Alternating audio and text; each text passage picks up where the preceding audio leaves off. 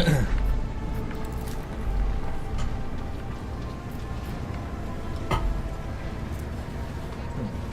cursed servants of chaos assaulted the ship and took the lives of the orphan and many children, including the progeny of the brave officers who defended the post until the very end.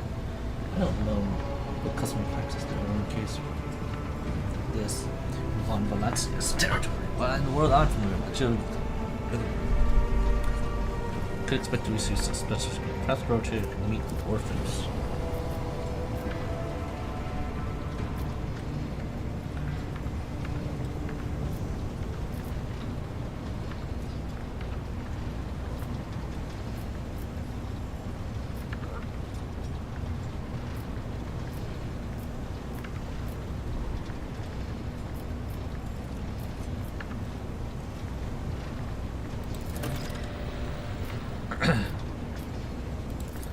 Okay.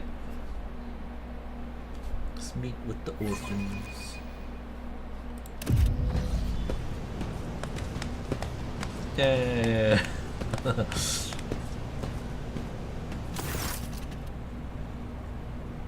A motley group of adolescents do not take their eyes off you, gazing at you as if you were a creature straight from a fairy tale. Our indefatigable sister has been keeping an eye on these pups.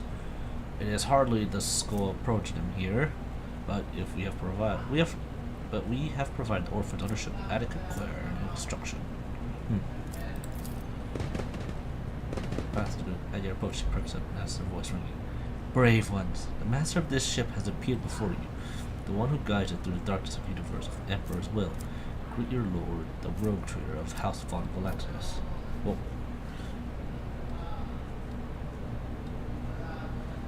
Lord can speak to you. Your parents gave their lives for just a cause.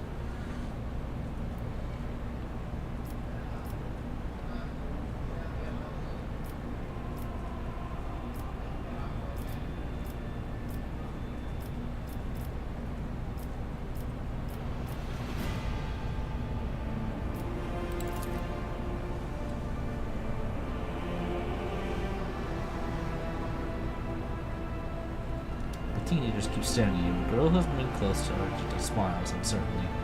The scheming lad tries to throw his shoulders back and stand at attention like a soldier. Only a few teenagers at the far end of the room seem someone who are not particularly impressed. What? So what? Why should we care? Our friends and parents died and it doesn't. For you know a lot and you just do speeches?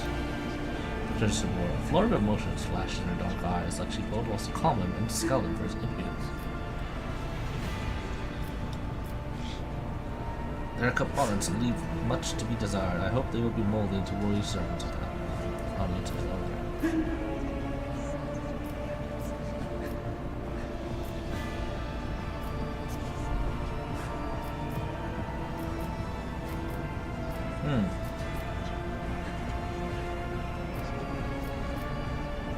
Let's say what if we it doesn't matter what we say, it won't bring our friends back. It won't change our fates either. We'll keep slaving away on this ship until we drop and die like our folks, or worse. Oh gosh.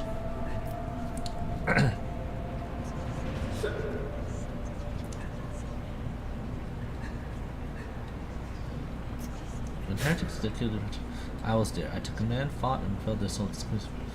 But no work could be on them. No strive to be yours. The strong have the power to decide the fate of others. The weak either obey or die. If you life, boy, save your grumbling for opportunity.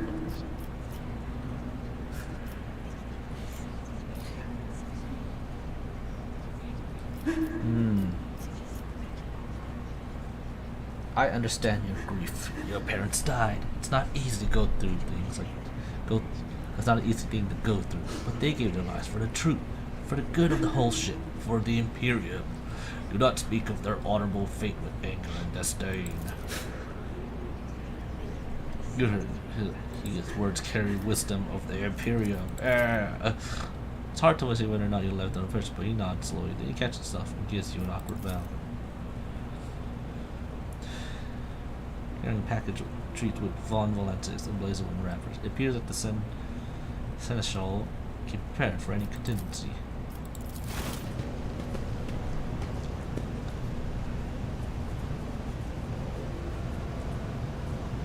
Yeah, give him treats. Another time. Then leaves the bag.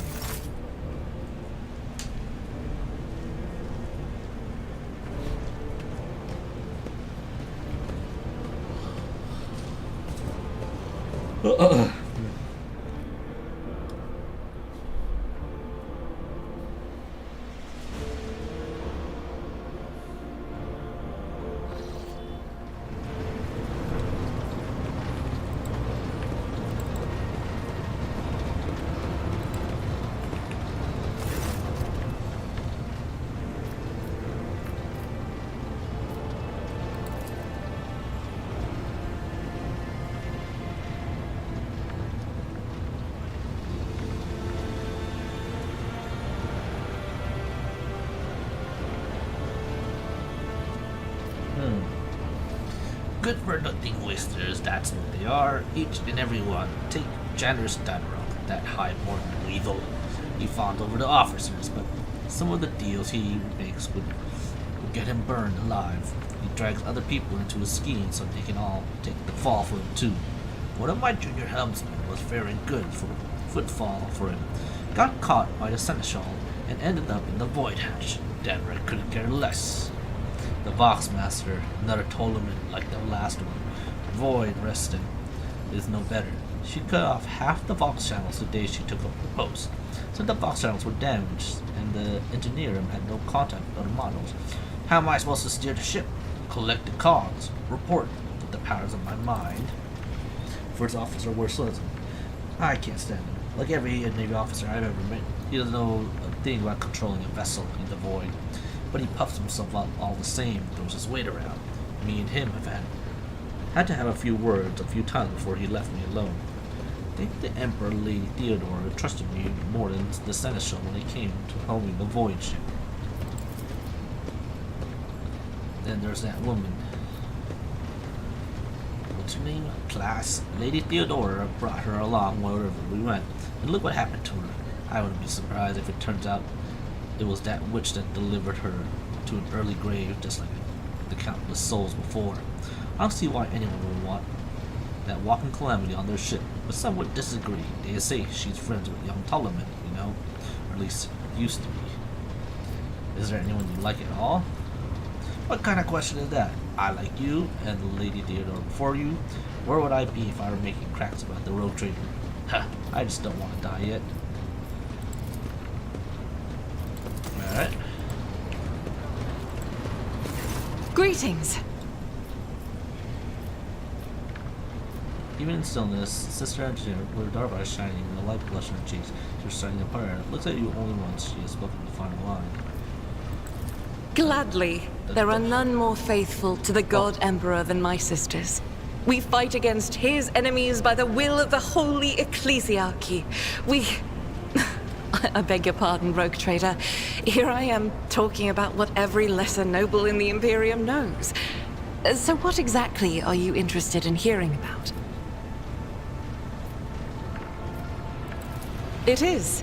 The Sisters of Battle are a fire lit by the God Emperor. They are the echo of his voice that travels through the dark expanses of the universe. We bring his wrath to heretics, mutants, and other enemies of humanity. We protect the faithful from the unholy and unhallowed. Sometimes with words, more often than not with a bolter. Are all sisters truly as thoughtless as you say? Even the novices of the Adeptus Sororitas are drawn from among the most worthy.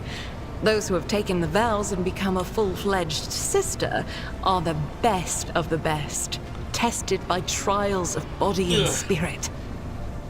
Yes, there have been cases when a sister stumbled or showed weakness, but do not expect to hear a story of depravity or downfall from me. Each such occurrence is a great tragedy for us all. Light cannot bear the smallest speck of darkness within. And thus those who have trespassed or shown weakness of spirit are given a chance at redemption. They are called Sisters Repentia, and may the enemy tremble before her, For nothing can stop a sister of battle who yearns to be cleansed of faults and weakness. Wearing nothing but robes, no armor, eviscerator in hand, those sisters who have once faltered find repentance on the battlefield. Their lives are seldom long, but a death in the name of purgation is a better fate than to live with a shadow in one's soul. Oh, what order are you from? Once I had completed my novitiate, I was sent to the Calixian branch of the Order of Our Martyred Lady, assigned to the Orders Pronatus. The Order's mission is vital and noble. The Sisters Pronatus protect great relics of the Imperium. We guard them, preserve them, escort them when they are brought onto the battlefield or presented for pilgrims to venerate. And we seek out the relics that have been lost. Neither a coven of heretics nor the most wicked Death World can deter Sisters Pronatus when their goal is to return a piece of the great legacy of the Imperium into the hands of the faithful. The Order Pronatus is not one of the Order's militant, and yet you are a trained fighter. Don't let the name deceive you. The Order's militant trains sisters to march onto the battlefield as an army. That does not make sisters who belong to the non-militant orders timid and helpless. Uh-huh. Both the solace-bringing Sisters Hospitaller and the enlightened Sisters Dialogus know how to greet enemies of humanity. Their dialogue with heretics is usually quite short, with the last word being a bolter discharge. And my order has all the more reason to be known for the martial prowess of its sisters. We are the keepers of the Imperium's relics. What would become of our blessed hero's legacy if the Sisters Pronatus could not protect it?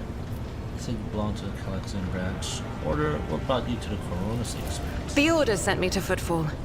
My undertaking was to assist the local priesthood of Drusians in caring for a sacred reliquary that had been there since the time of Parsimus Duane, the station's founder. Okay. Are there any other members of the Adeptus Sororitas in the Coronacy expanse? None that I'm aware of, but the Sisterhood's orders are many, and can operate independently of one another, sending their sisters wherever their presence is needed as deemed by the Ecclesiarchy. Perhaps somewhere in the Lord Inquisitor's retinue, may his path be blessed, my sisters perform their duty as we speak. I wish it were so. Even a single evening spent in joint prayer and training would bring me joy. I have no more questions. Should any more arise, keeping them to yourself would be imprudent. It is a virtue to take an interest in holiness. Alright. Tell me about yourself. Me? I am the Emperor's daughter and his servant. What else is there to tell about me? How did you end up on Theodore's I ship? first came here when I found myself in need of passage from Footfall to a remote planet. But I imagine what interests you is not that first journey, but rather what brought me aboard prior to the pirate attack. That story is complicated. It just so happened that What? I made a mistake. In a moment of laxity, I was ambushed by the accursed followers of the archenemy. I was badly wounded. Lady Theodora came to my aid and brought me aboard her ship, while her crew attended to me in my weakened state. It all happened not too long ago. I'd barely recovered from my wounds when the pirates struck. Truly, the servants of evil know no rest. There is no place where we can be safe from their machinations. What happened to the people who wounded you? Did Theodore's men eliminate them? Sadly, they did not. Lady Theodora was in a hurry and chose not to stay on the planet. Her people took me to a ship while I was unconscious, and when I came to my senses, we were already flying away. How I pray to come face to face with those heretics once more. And it's bound to happen someday. You mentioned making a mistake. It happens even to the best of us. My mistakes are my burden to bear. I'll find a way to atone for them. When did this happen? On one of the recently discovered planets in the Expanse. No one suspected that it had already been tainted by the filth of heresy. Had I known it beforehand, of course I would have been on my guard. You can go to that planet and deal with the Chaos Worshippers. The path to that planet was lost. All the knowledge is gone, along with the previous navigator. It would take immense effort and resources to rediscover the route. The heir to the Von Valancius Protectorate must have plenty of other issues to deal with right now. Perhaps later, when the skies above our heads have cleared. What was it like traveling on the I hadn't been here that long. Just one journey from Footfall, and the other journey, the majority of which I spent in the confines of the Medbay. I can't tell you much about the first voyage. I was more focused on prayers and ruminations than on the people around me, or the journey itself. Okay. During the last journey, Seneschal Viserion stood out for me. He came by several times to ask about my health. He's an honorable man and a loyal servant of the Imperium. I think he is as meticulous in his inspections of the logistic systems as he is in his inquiries about the health of the occasional Sister of Battle aboard the ship. But not all of Theodora's people have earned my trust. You know who I'm talking about. There is no place for Adira Tlas among the God Emperor's faithful. I'm surprised she wasn't in league with the pirates. And I'm equally surprised by how deep heresy and treason run in this place. I'm glad we all made it through that dark hour. May the day that follows be bright. Alright, no As you questions. wish. What's keeping you in my retinue? This ship was targeted by heretical pirates, which means that my presence here and the assistance I provide to you are my sacred duty. Sooner or later, I will likely have to return to Footfall to protect its reliquary. But for now, I wish to remain a part of the Rogue Trader's crew.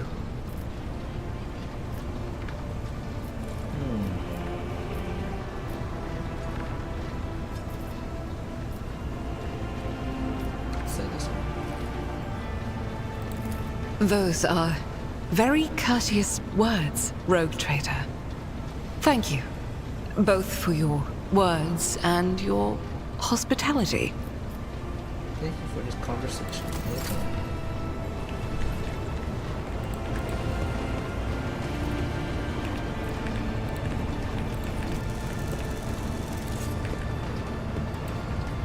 So please proceed.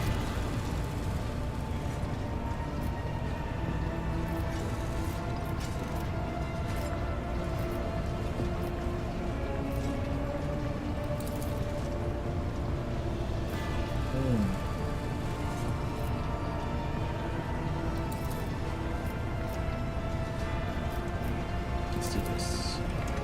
Yay!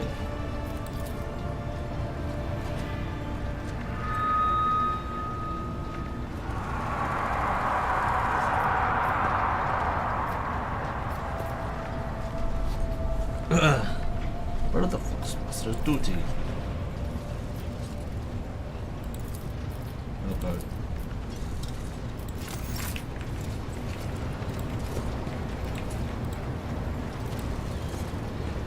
Abelard. Lord Captain,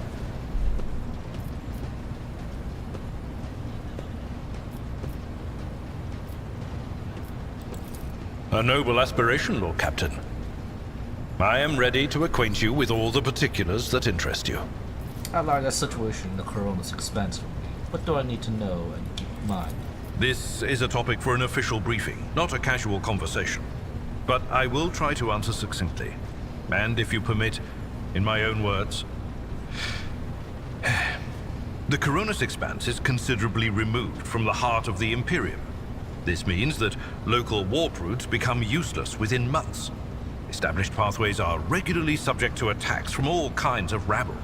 And in the only major port, the Imperium's frigates find themselves moored alongside pirate vessels.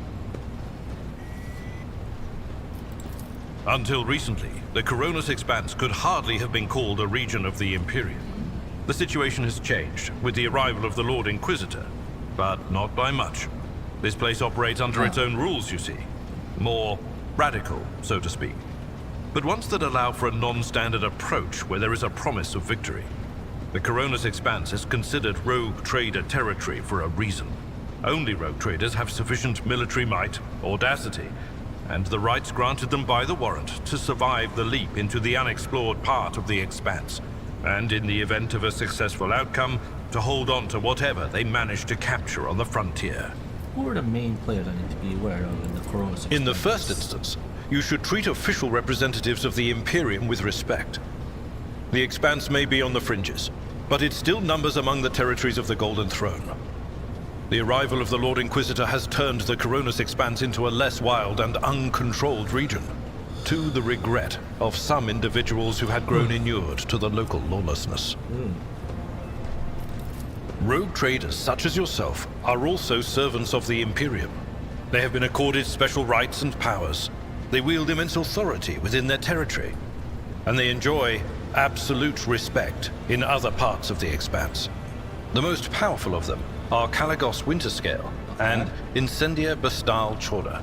Tread carefully when dealing with either of them. If we are to speak of unclaimed territory, which is what Footfall is, among the scum that dwells on that handful of asteroids, there are 3 factions that wield considerable influence in the sector.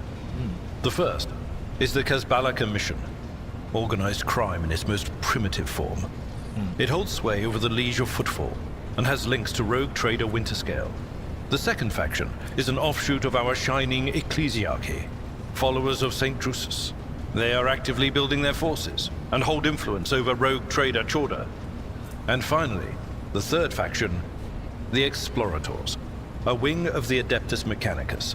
They are willing to die and kill for the secrets of the ancient technological heresies that are hidden among the stars of the Coronis Expanse. Conrad, our previous Master of Whispers. What can you tell me about his betrayal? What do you think he'll do next? You know, Lord Captain, I am no admirer of fine art. But when we next find ourselves in a civilized port, with time to spare, I will promptly find an artist and commission a portrait of the individual to whom you refer, with a hole between the eyes.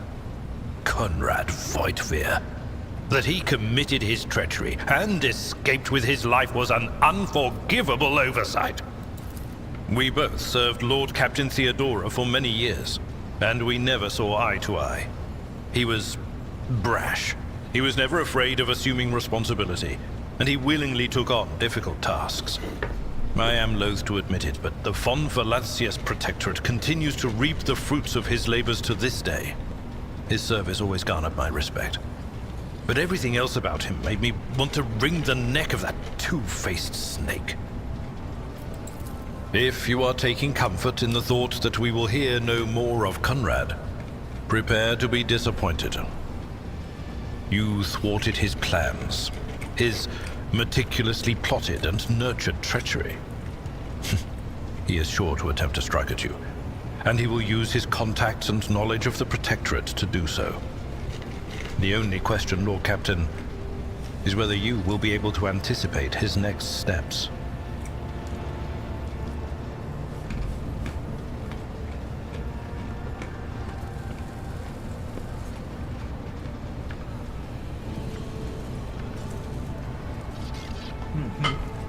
Alright, that's all for now. As you wish, Lord Captain. I'd like to know more about my seneschal. I am a widower. I am a father of 4, and if my information is not outdated, a grandfather of 11. My family lives on Dargonus. None of my children express any eagerness or aptitude for serving aboard ship, and I would hardly have insisted that they follow in my footsteps. Oh, before you became Colonel. I used to be an officer in the Navis Imperialis. No, used to be is not quite right. It was not simply a job. It was my calling, the essence of my life. I was proud to serve Lord Captain Theodora, but in my heart and mind, I'm still an officer of the Imperium. I met Lord Captain Theodora on a mission where the Imperial Navy was providing reinforcement to the rogue traders' army on one of the frontier worlds. Our acquaintance was not easy. Working with people outside the Navy hierarchy has never been my strong suit. It was to my great surprise then that after the mission's completion, I received a referral to leave my service in the Navy and join the Rogue Trader's personal council.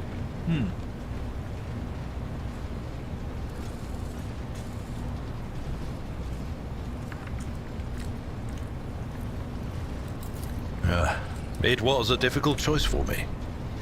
But I saw in the offer a chance to serve the interests of humanity even more effectively than in the Navis Imperialis.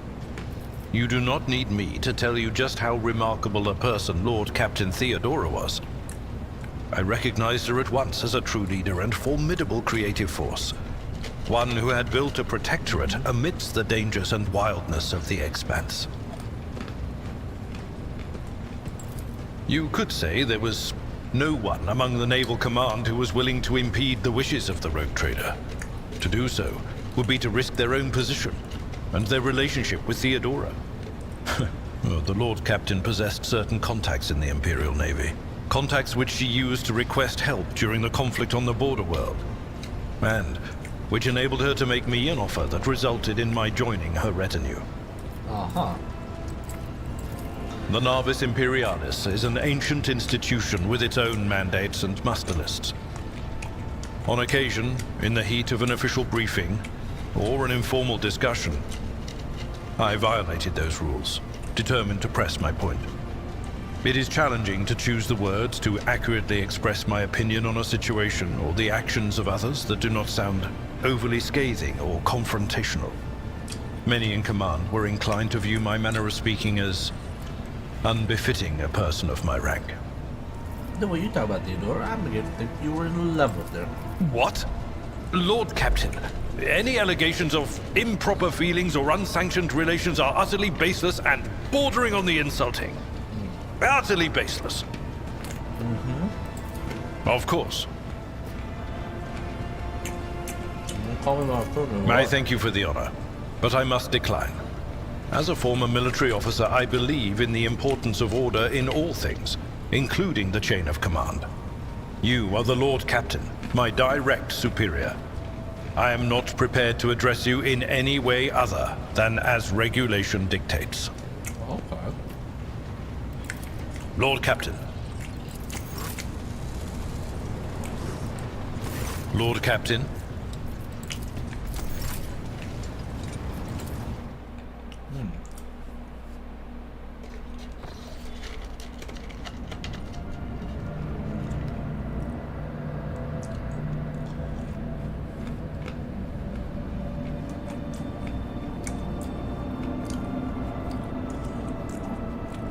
Okay.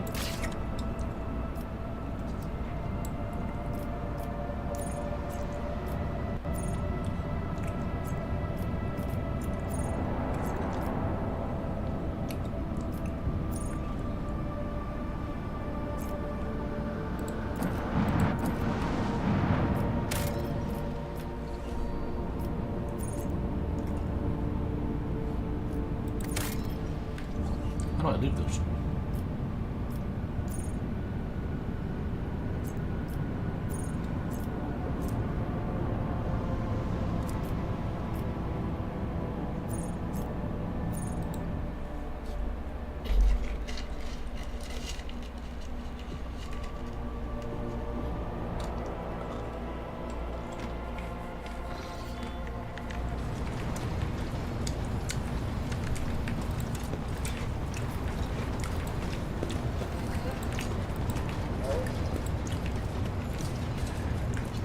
Alright.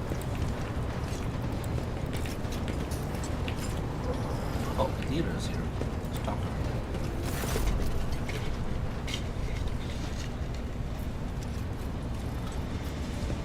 Dear, about your abilities. What are you talking about, Lord Captain?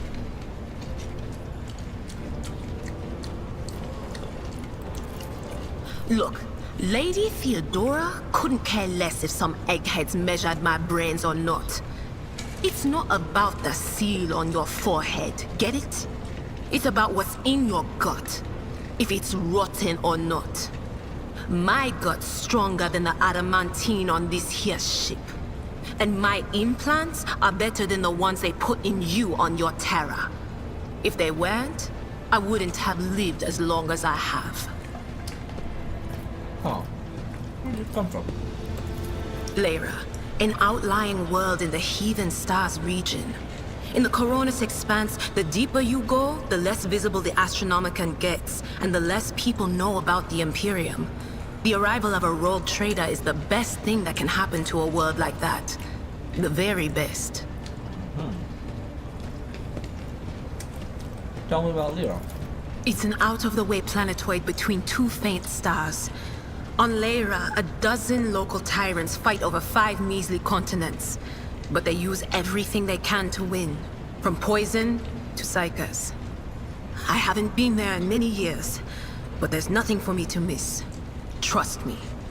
Okay.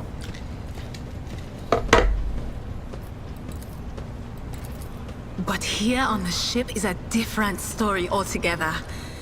I saw more wonders in my first year serving Lady von Valancius than I'd seen in my whole life on Lyra. Like my first journey through the warp, I was in bed for 3 days. I felt like supernovas were exploding in my head. I only found out later that I'd gotten off easy. Just through the bulkhead in the bay next to mine, a whole team turned into... Look at me rambling on, Lord Captain. Pay no attention. You never finished your story about the first time passing. It wasn't like it was a very fun trip, Lord Captain. But look, if you want to be entertained, I'm the woman for the job. I'll entertain you with one of the stories from my collection, no problem. But if you want to hear about the time I melted everyone in the bay next door, well, I just don't really want to go into the details on that one, all right? Okay. What did you do before you came onto the ship? Oh, I embroidered wall hangings in honor of our national heroes. I did the same thing I do here, Lord Captain. Divining. Our rulers prized the ability to see into the future. Every psyker that could be found was worth a small fortune on Lyra. There's no such thing as a peaceful life on Lyra. People like me were especially sought after. They'd pick psychers up wherever they found them, buy kids off their parents, even just abduct them. Take me, for instance. I got taken from my street gang. The older kids sold me when they noticed there was something off about me. The ruling dynasties had schools where they trained us and beat us black and blue. And then they packed us off to serve. Some of us held on for a long time, but others didn't last. Not everyone's as smart and talented as me, you know. Some people crossed the line and were out of commission before their time. Oh, hey. How did you end up in the road trader service? Theodora von Valancius paid a visit to the ruler I was serving at the time. I don't know what the visit was for, and it's no business of mine anyway. I can still remember the way the voices in my head changed when I looked at her. They were practically screaming. She had so much behind her, and plenty ahead of her too. As I gawped at her, all of a sudden I heard a whisper. A hint, a suggestion, nothing more. But I know the difference between idle chatter and a real threat. I seized my chance and approached Theodora. I managed to whisper a couple of words in her ear before the wardens dragged me away. They beat me and locked me up. No wonder.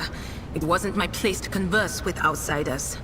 And then Theodora's people came for me. They broke down the wall, butchered the guards. Also, I could tell them my warning in full. So I said the rest, but I didn't want to go back to my old life. And so I entered the service of the von Valancius dynasty. Oh, okay. Have you ever been off the ship? A few times. Not many. And if I think about it, why would I want to? I've got everything I need here. All the whispers I hear are familiar ones. They almost feel like family. And if I want to hear about the nightmares off the ship, I can. After some Amisec. For varying quality. But don't go getting the wrong idea. If I have to, I'll follow you to the edge of the galaxy. Alright. Of course, Lord Captain. What's it like being a psychic? Lord Captain, forgive me, but it would be like talking to a person born blind about colors. I could spend hours explaining, but it wouldn't make any sense to you. Awful. Every psyker feels their connection with the warp in their own way. One person might see spots and shadows out of the corner of their eye. Another feels fingers running down their spine. As for me, I've got a door in my head. One that's open just a crack. There's no way to close it, no matter how hard I try. I've just had to get used to the whispers from the other side. When I need to use it for work, I listen in more closely. But I usually just try not to notice it.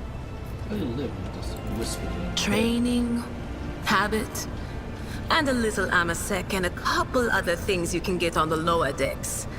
If you put all those together, it makes things bearable. Sometimes I even wonder if I'm imagining half the voices I hear. You know, when life on board gets a little boring. Better than listening to the living, anyhow. What happens if the door bursts open? Well, if the door opens, that means somebody's planning to come in, right? But screw them. They're not coming through. Trust me. I know how to keep my valuable head locked up tight. Are you afraid of losing control? Only losers who are afraid of their own gift lose control. Or idiots who never figure out what they are before it's too late. Or little kids who want to play around with their shiny new toy. If you don't know the limits of your abilities, or you're always bouncing around in your own head, that's a recipe for disaster. Can you see my future? All right. That's what I'm here for, after all. So, I'm just going to lean on that door in my head a little more, prick up my ears, and listen to what the warp's got to say about you. If you'll allow it, I can listen right now. Sure. All right. Let's hear what they're whispering about you.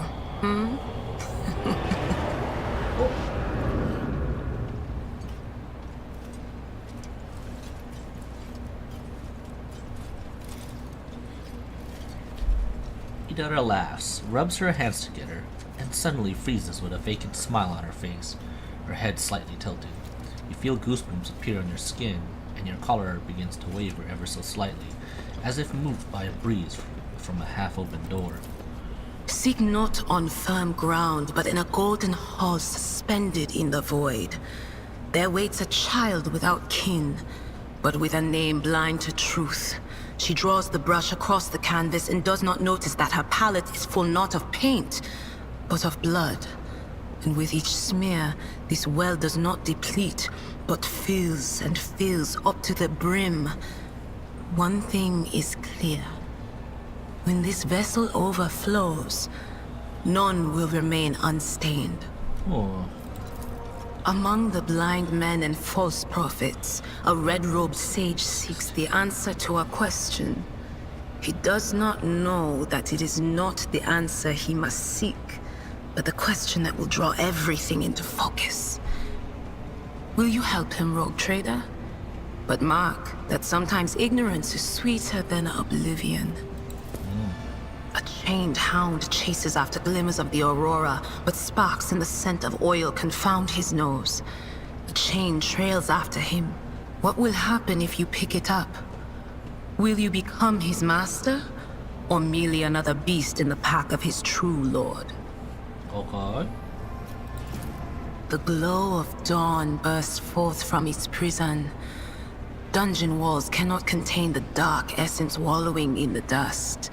A naive cub pushes his nose into a familiar hand, one that holds death in twisted glass. Cherish it or cast it off as a burden. The sword of change has already been raised. What is one more life to it? I'm sorry, Lord Captain. The voices are going wild. I can't make out a thing. I'll try to rein them in somehow, but for now... None of the officers knew the Lord Captain well. Not even Abelard, and she was always closer to him than anyone else. She told me from the off that if I ever listened to anything in the warp about her without her permission, I'd be going out through the airlock. I'm not an idiot, so I never stuck my nose where it didn't belong. Only when I was asked. It's hard to wrap my head around the fact that she's gone. Lady von Valancius gave me everything I have. She opened the stars to me and the paths between them. I still think I can hear her voice. There's a strain between you and Arganta, right? The little sister is afflicted with her own set of voices. Ones that whisper to her about corruption and heresy. The silly girl doesn't realize that if she wants to find the source, she needs to start by looking in her own head. Oh, wow. Of course.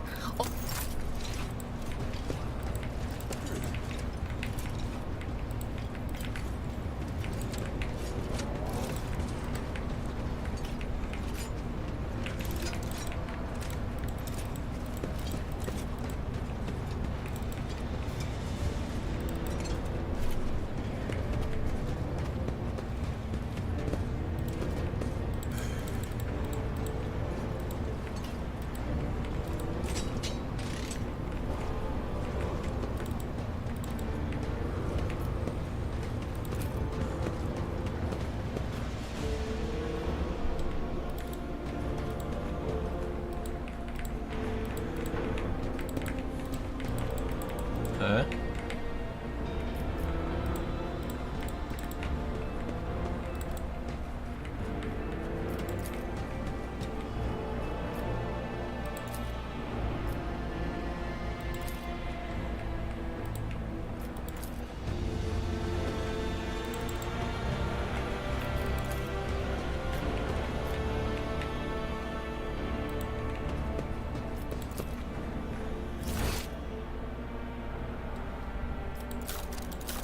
Oh.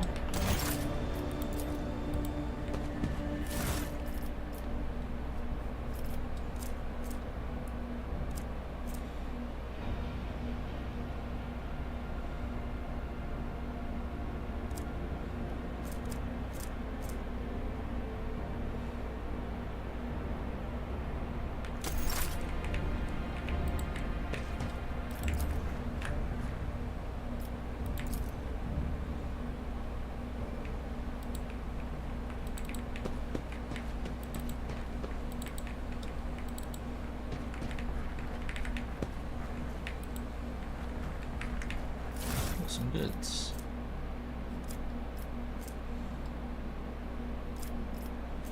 Nice.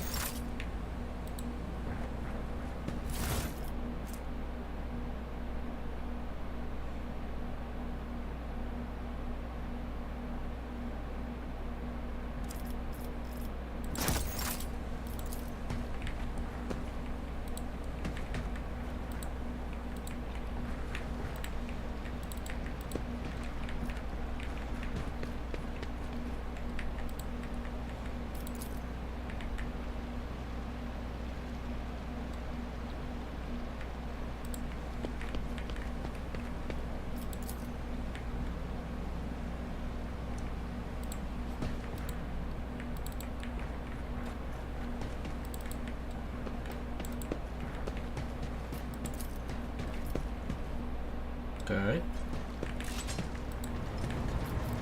Alright, let's head somewhere.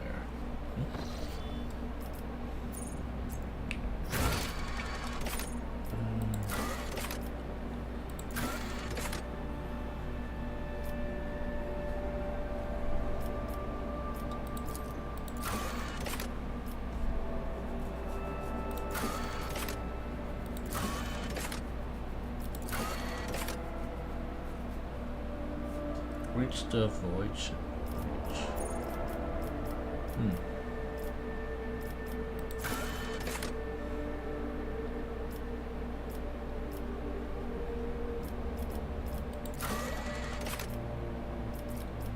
Black and harmonious.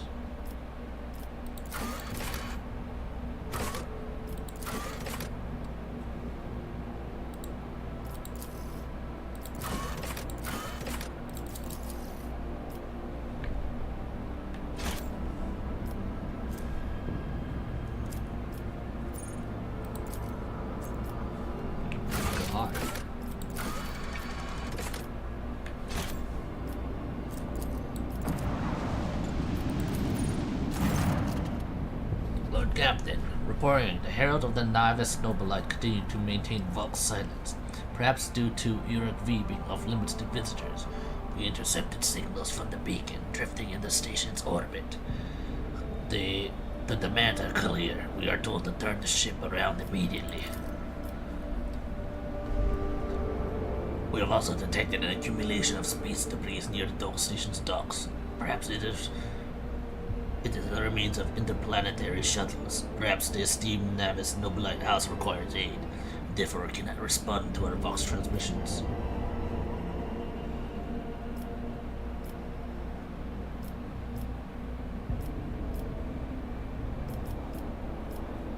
Contact the station again. I will personally negotiate. The Vox is getting sounds of grinding gears and clicking troubles. I'm sorry, Lord Captain. The station does not reply even after an official greeting by a rogue trader and the declaration of your intent to negotiate in person. Order the crew to scan the station. Yes, Lord Captain. Voth remains silent for a while, but then you cannot hear a static and Vigis' measured voice. The officers of the Augur crew performed a full scan of the station, but the information is imprecise.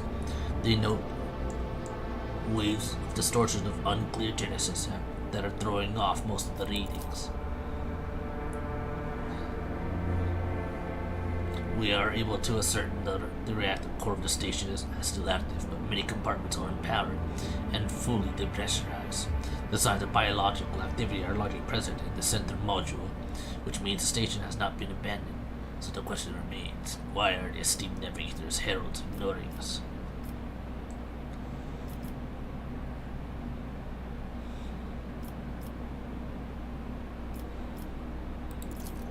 No, Lord Captain, of course not.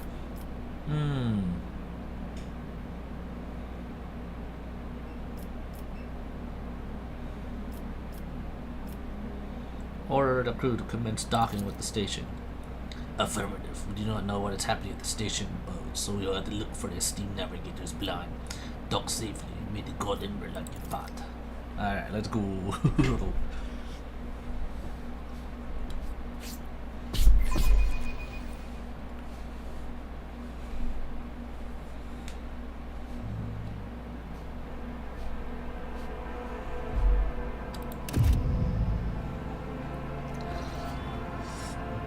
Whoa, what happened here?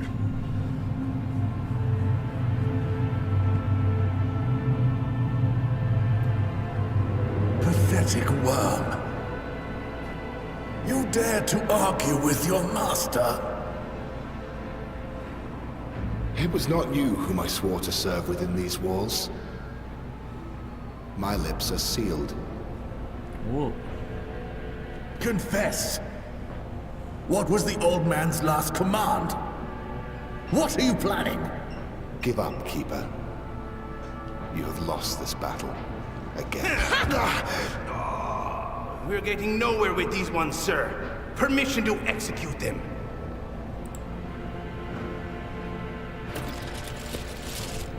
What the? Chinese Center, but the Augur array merchants. You'll be consigned, whatever, to deliver your servants from your area. Prayers will not help you, servant of the damned. In the name of House Ocelio, I command you to execute these infidels. Damn, he shot him. Oh my goodness.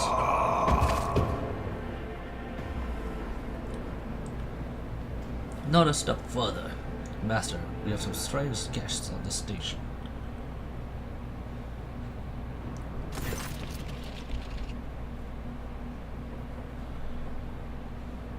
A tall man stops you with a gesture when you approach. Blood is trickling down from the pearly scales of his weary face. Not just his own blood. Two jet-black, unblinking eyes are watching your every move. The third one, the mark of a navigator's fate, is menacingly pulsing behind the lowered lid in the middle of his forehead. Step back, or I will unleash the horrors of the seas of souls upon you. Emperor, be my witness. Answer in High Gothic. I am rogue trader Chon and I have no enemies, and I am no enemy of the Navis Nobilite.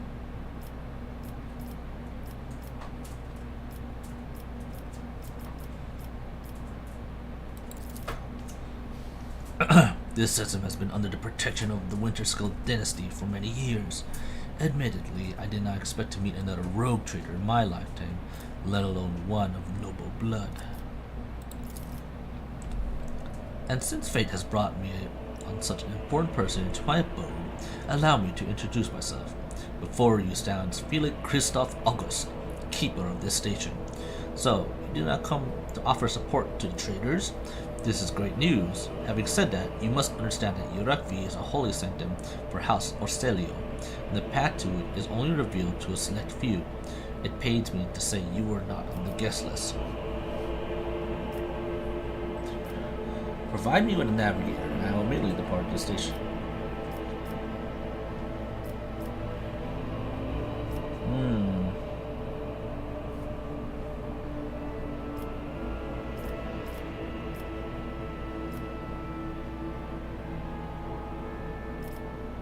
I am looking for Lord Inquisitor Interrogator.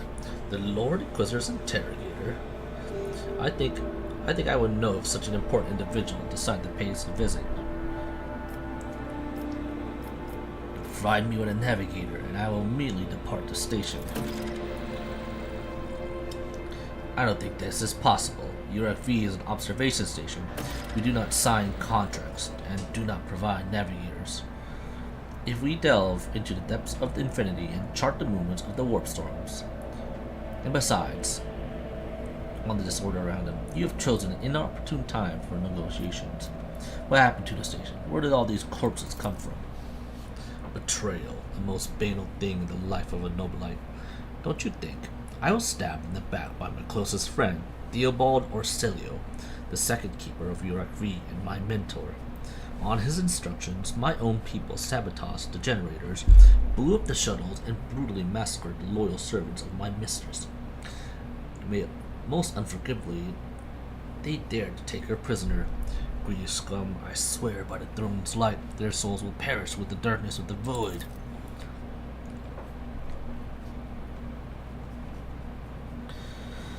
He falls silent for a few moments, then furiously slams the end of his staff into the floor. The madman has captured Lord Castia and is now torturing her upstairs while we idly chat down here. Help me rescue her or be gone, but waste no more of my precious time.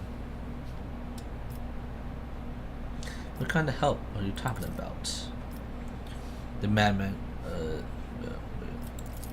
I would never ask you of such a favor under different circumstances, and yet,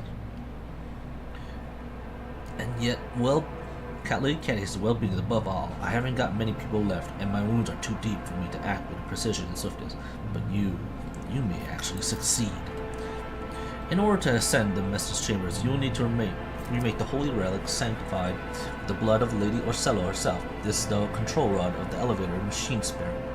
I have one part, the other was lost during the mutiny, but even this relic will be of no use unless the elevator mechanism is powered. How do I remake it? I have a phylactery containing the mistress's blood. It needs to be taken to the laboratory, which is located behind one of the reliquary doors. The most ancient of sacred mechanisms will help to rebuild the rod. The tech priests ceaselessly performed the rites of appeasement so that the machine spirit would serve the house in its time of need. The fateful hour is now upon us. Why should I help you? You came to the station for a reason.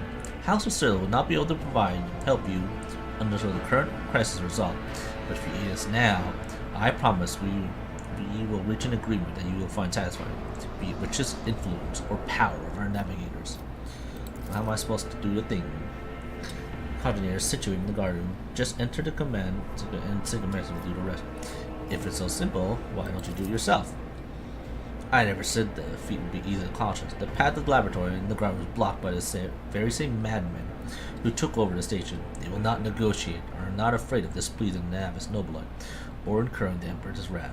They bow only to brute strength, something which I currently happen to lack. Guess that makes sense.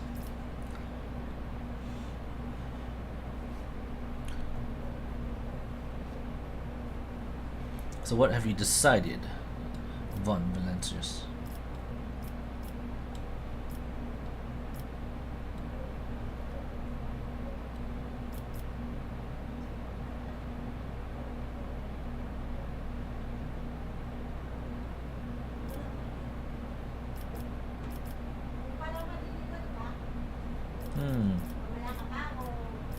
The woes of your house upset the balance of power in this part of the galaxy.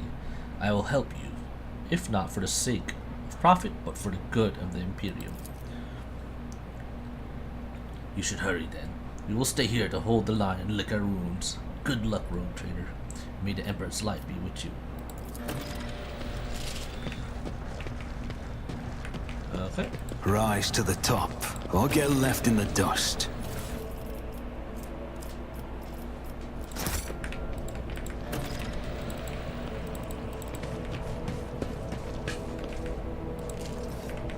Keep your wits about you. White. Bright, pure color. And it's all riddled with horrible veins that carry the poison of fear and pain throughout its body. Who are you? Why are you crying? If the witch is talking about the enemies of humanity who set upon this abode of noble navigators, then our weapons will soon dispel their wicked misery. Always keep your eye on the prize. Nothing's impossible for this old officer. Cast your eye there.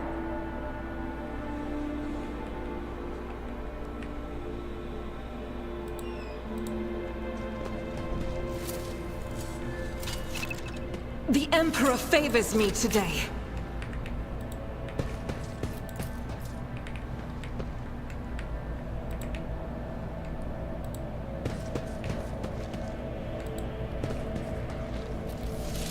Uh-oh.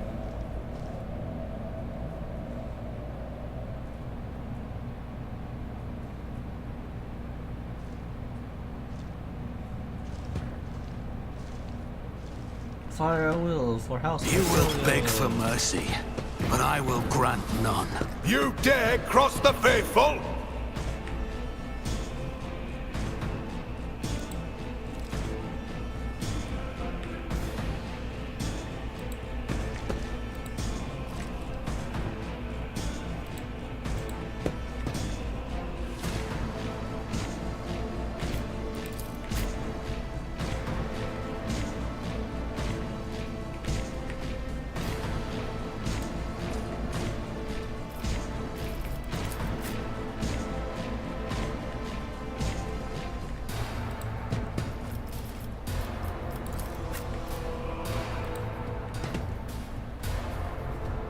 Okay.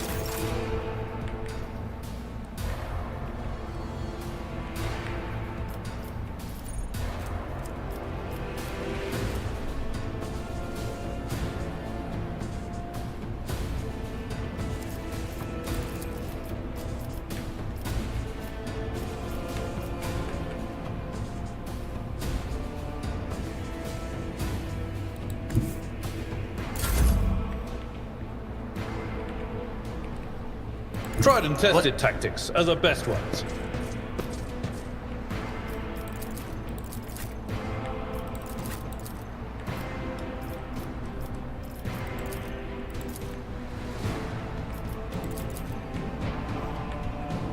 Okay. What happened there?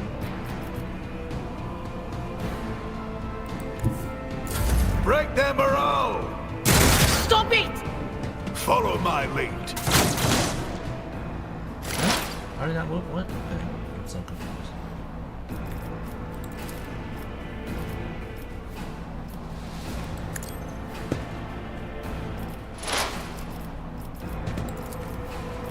Will do.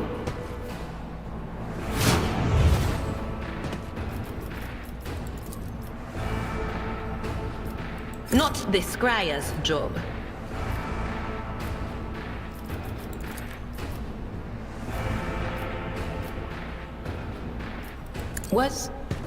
Was that you? Brace yourself, Oh. Abelard.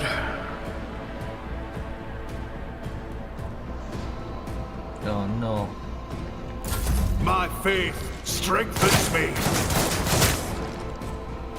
Onward!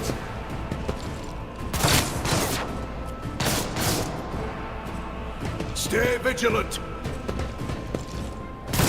Can I fall back now? Weapon at the ready.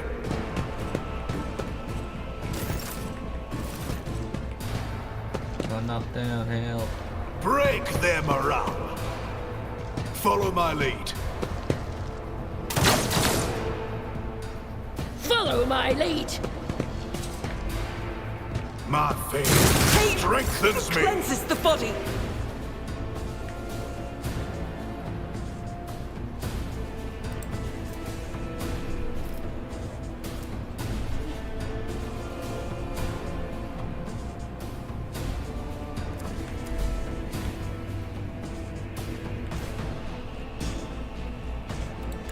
A tactically sound approach.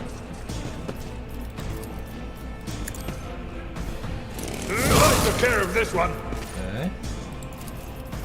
It will be done. Reduced to dust! At your beck and call. Stay vigilant.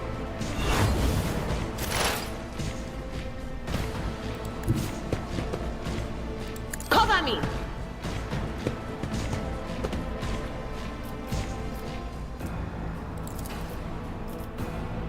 But of course.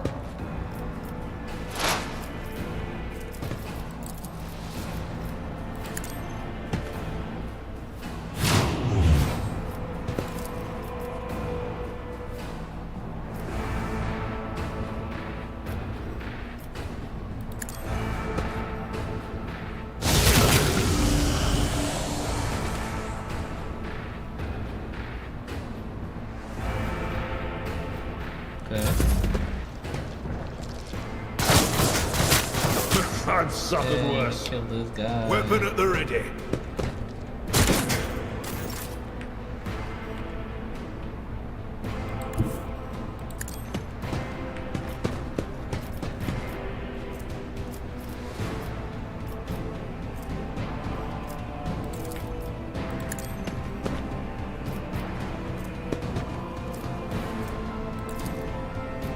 I'll make it happen.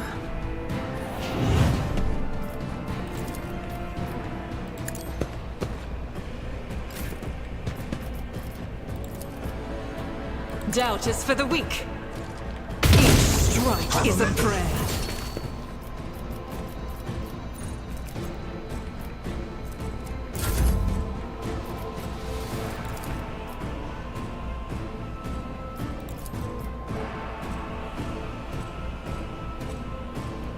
It's as good as done. Never stood a chance. Oh, nice. Weather the storm. I will endure. I refuse.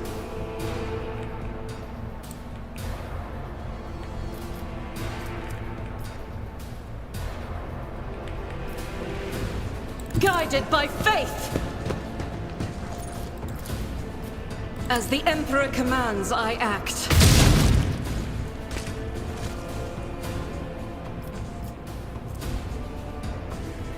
I'll do it. I will bathe this battlefield in righteous fury. I will not. Faith without deeds is worthless.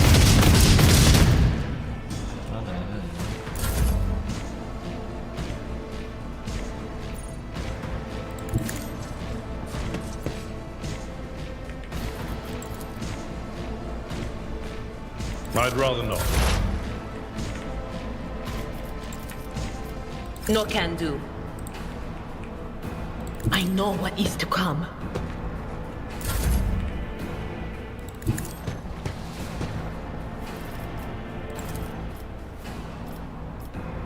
I'll see to it personally. On it. This is unacceptable.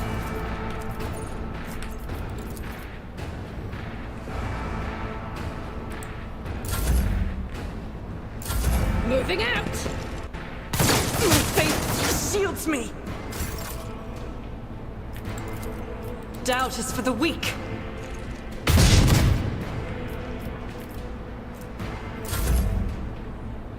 I've seen worse battles than this in my time. It will be done. What's your target?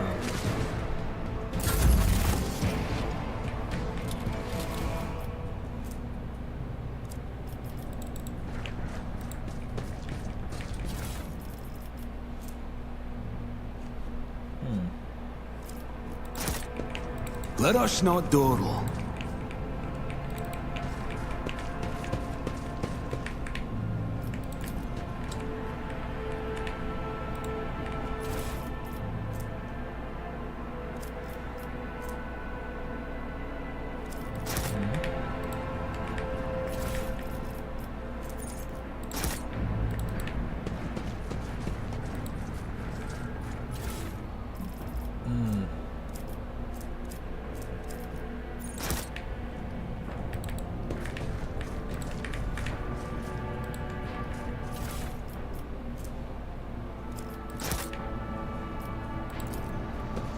Success is the only outcome I accept. Rise to the top, or get left in the dust.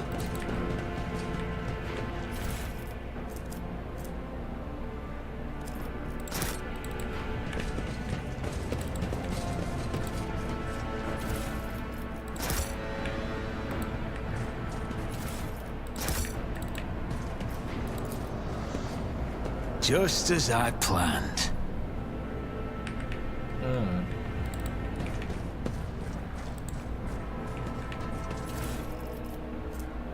Need to sample question. We should deal with this.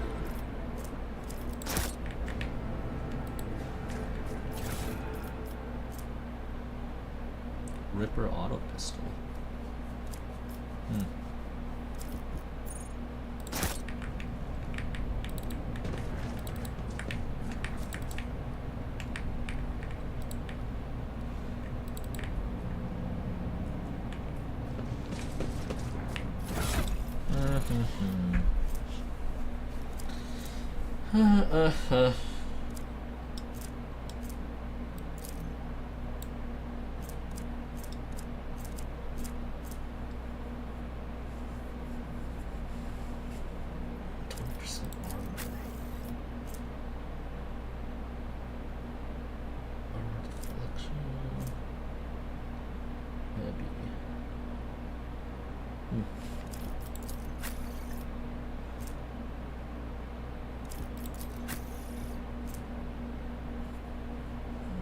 That's just it.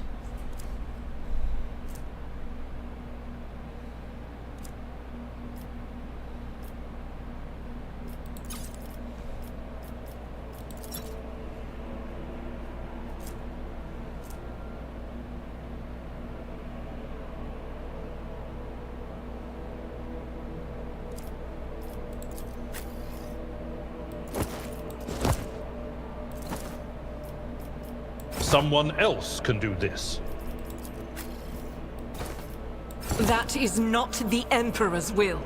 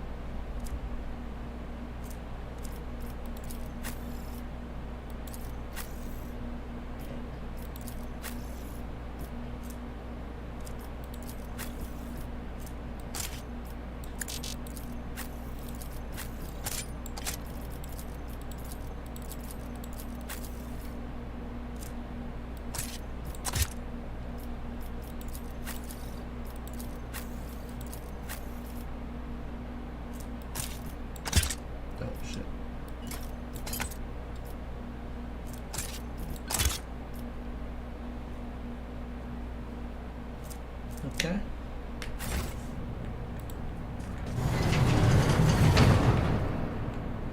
Over there!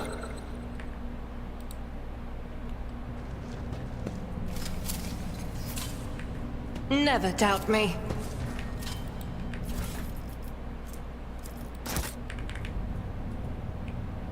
I always have a backup plan.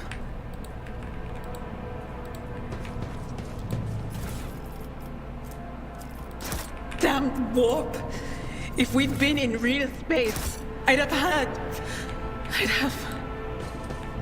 Idira, stop castigating yourself. Your soothsayings have always been vague. Even if you had her, who among us would have realized that it was Lady Theodora who was in peril?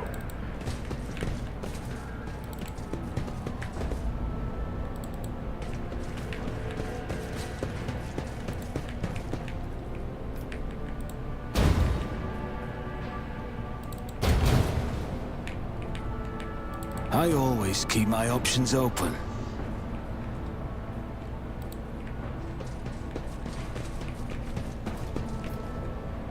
An expected result.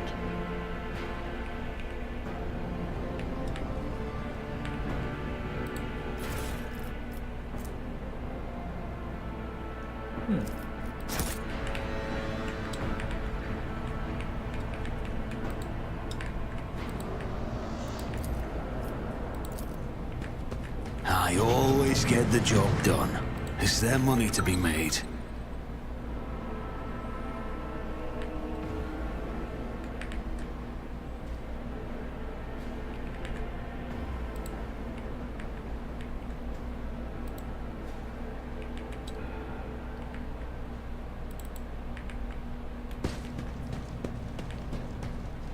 Duty prevails.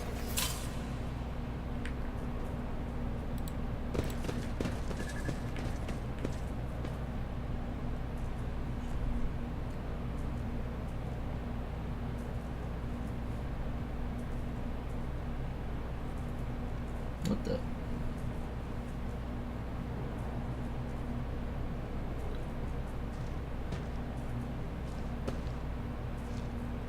Ah, so you're in league with them. Is this insurrection? Yes, indeed. Dead to the traitors.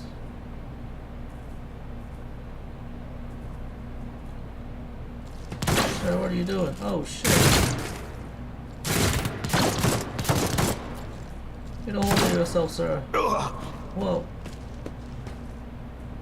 I know you're all traitors. Traitors, all of you. They told me. They whispered. Hey, who are you?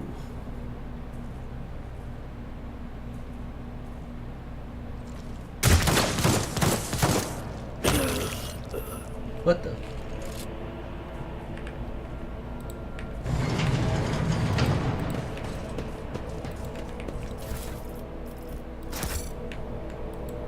Always keep your eye on the prize.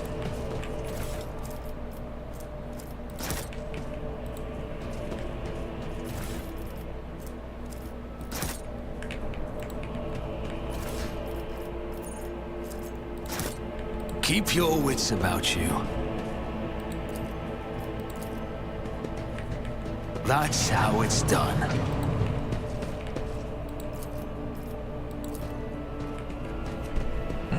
Just as I planned. Rise to the top or get left in the dust. I will lead us to fortune. Oh, with this long glass. Carapace chestplate.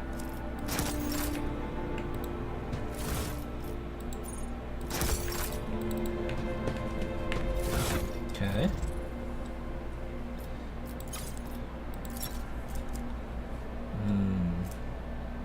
Like 20% though. Huh. Give that to me, baby. 35%. 15. 25%.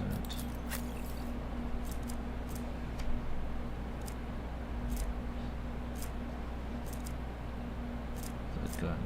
Long glass. Damn. 1420. Jesus Christ. This girl's gonna do.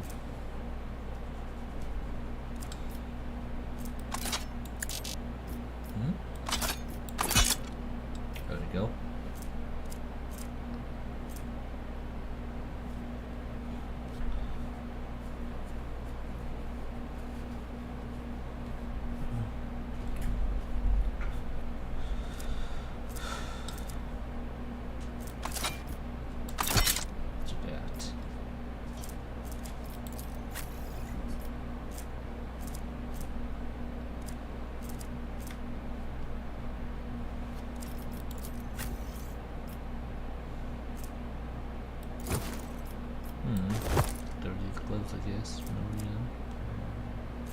Why not?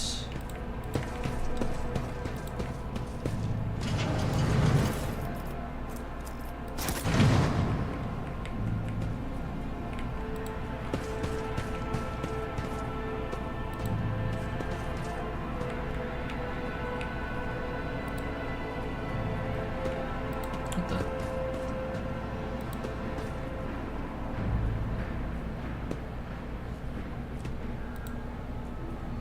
Ooh, it's had its tongue cut off, just like the rest of the lesser houses. What the? Ah. Through the arch enemy twisted influence has found its way into the station.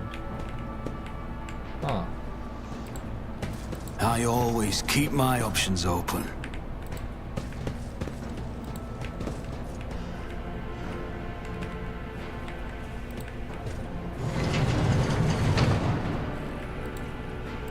I always have a backup plan.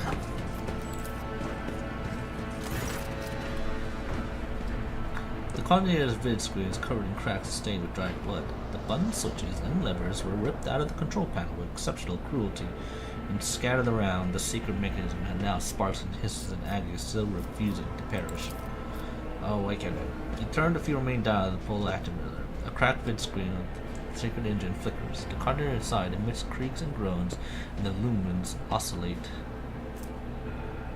It ran out. It takes a while, but eventually the machine spirit do grant you access to the coordinator system.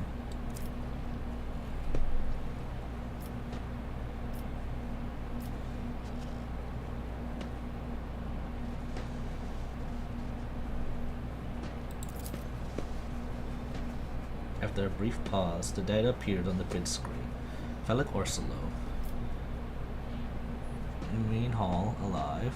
Theobald Orsillo. Upper Chambers, alive. Camilla Orsillo. Deceased. The child location. Upper Chambers. Rapid heartbeat. Elevated body temperature. Stress levels exceed the personal status in their attention. Calling procedures advise attention. Upper terminal inactive. If the rise has been placed, immediately contact the station's keeper of the Navis system. Examine the log. Let's view this.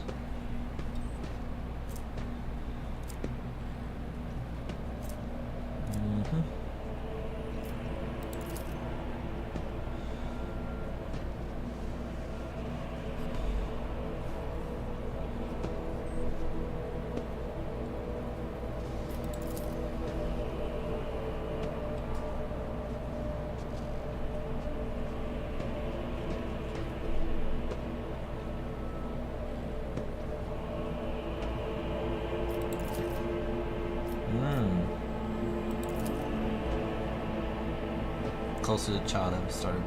The servant close to chest and pushed on the letter again. An order came from above to have their remains processed.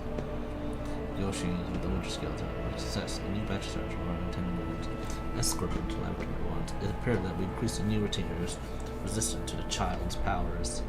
Who's this child? Data exposed.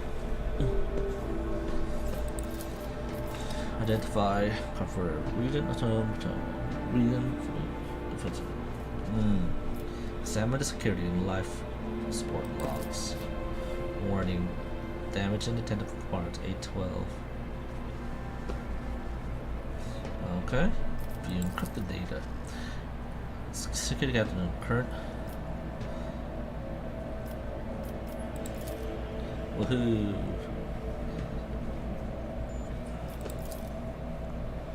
Nothing could have been wiped. Find traces of the purge protocol. Recovery. Now fits this in a single creepy line. Child delete, picked flow, disable access, code annul station, controls delete, activate shuttle, self-defense, purge, command log. Surviving accepting the guard. Captain's report mentioning that the security systems have been recently reconfigured without his knowledge. He commented, only the keepers of the station have access to the life support systems, but Keeper Theobald has not left the child's side, and neither had I. Could it be that... Alright.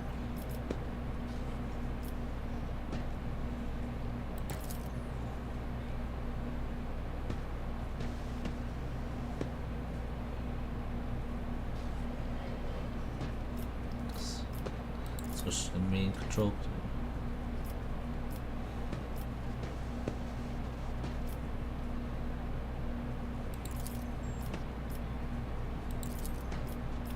Open all doors.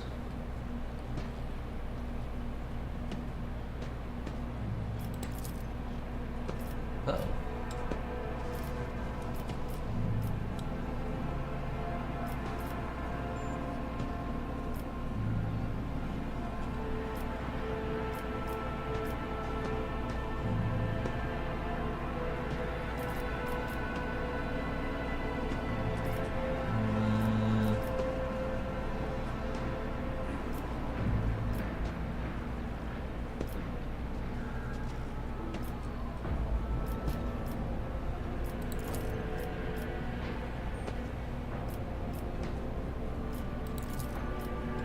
Okay.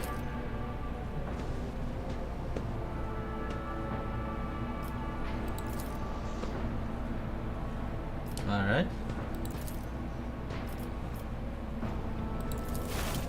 Open.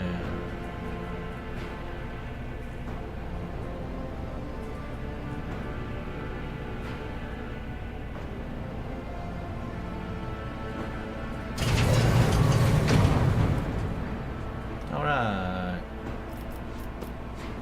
And this.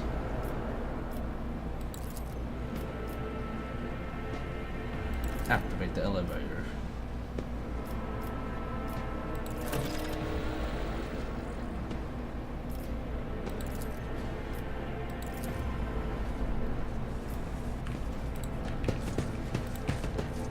Hello, y'all still here? Y'all good? Okay.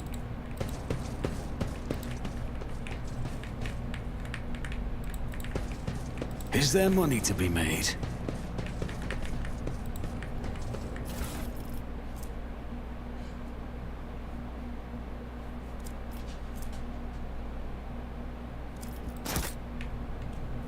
Oh, maybe I'll give this to what's her name?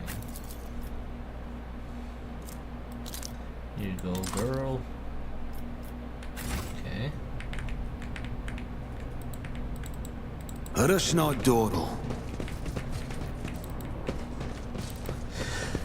Yeah.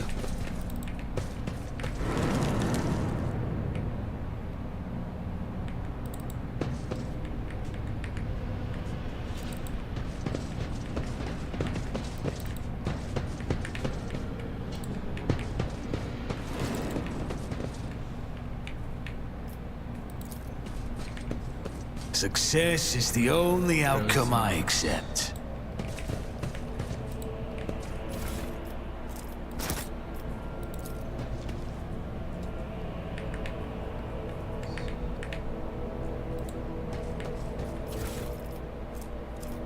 Push 7.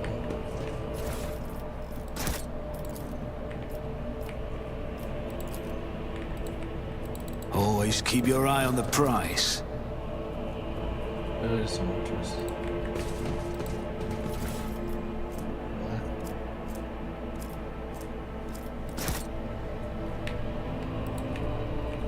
Rise to the top, or get left in the dust.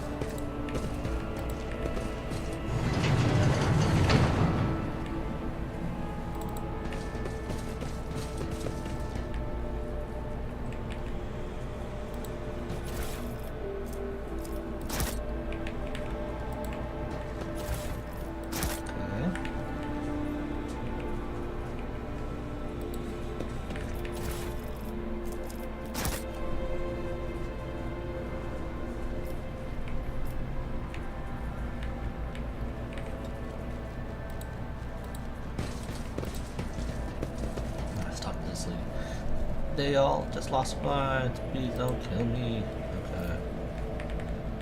Well, let's remake the control rod.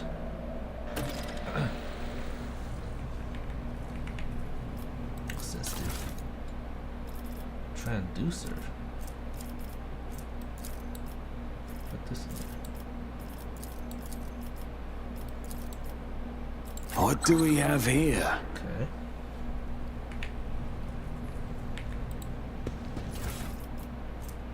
Adamantine dust.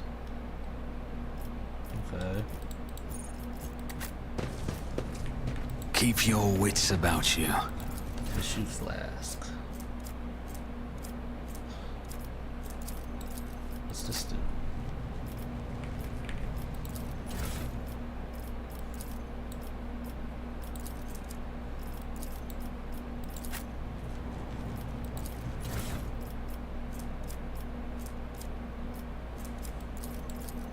I woke up with a feeling of wonder, as if a field of flowers was blossoming nearby. A child was saved from death. 1,000 heretics were burning alive, begging and sobbing and howling.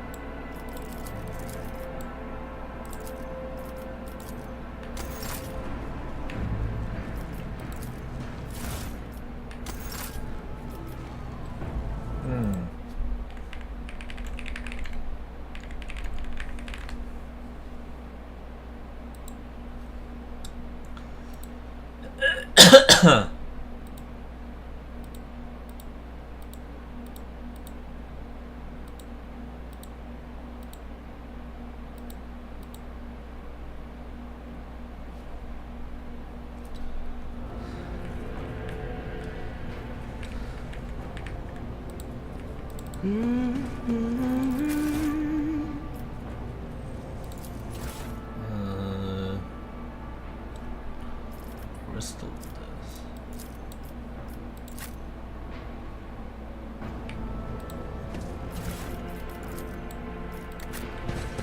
I always keep my options open.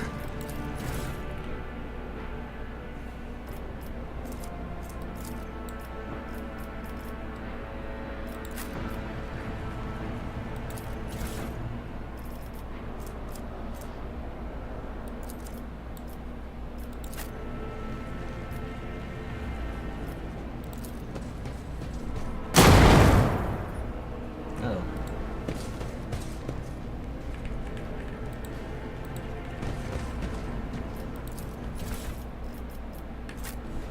Is there money to be made?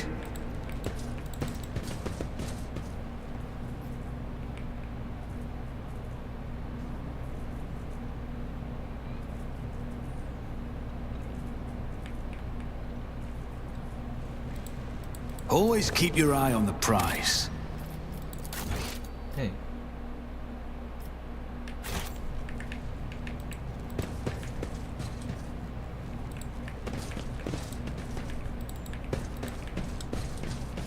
Rise to the top, or get left in the dust.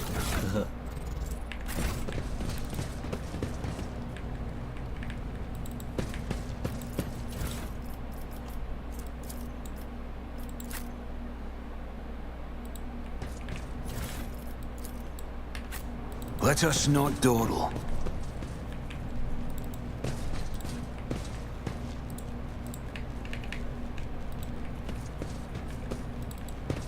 Oh well.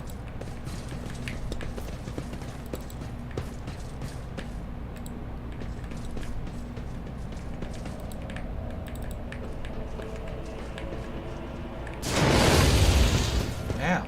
Oh. I always keep my options Experience. open. Nothing matters more.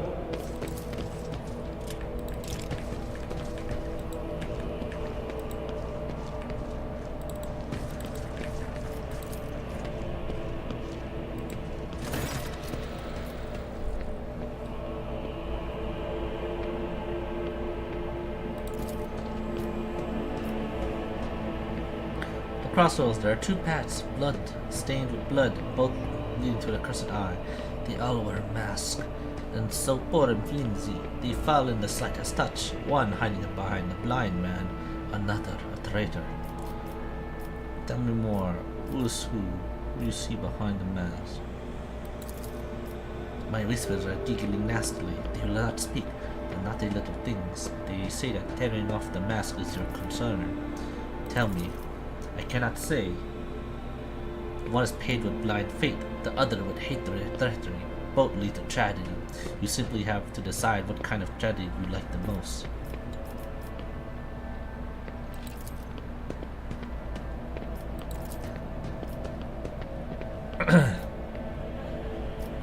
Your sorcery, psycho.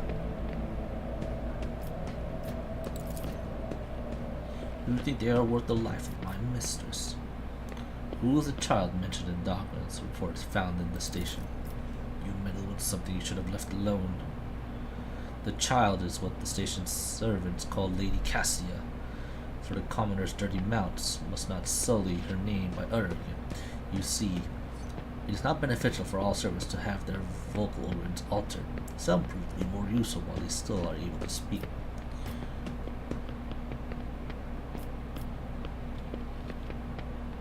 The madman I fought, I'm convinced.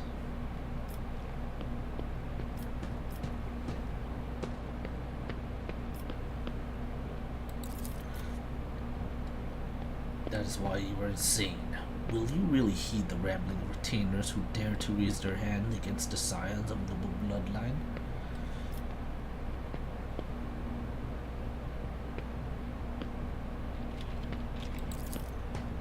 Did you really think mere servants can plan a coup? The senior officers are just as guilty. Half of my guards butchered one or another because they suspected treason. As for the real culprit, the coup was staged by those closest to the mistress.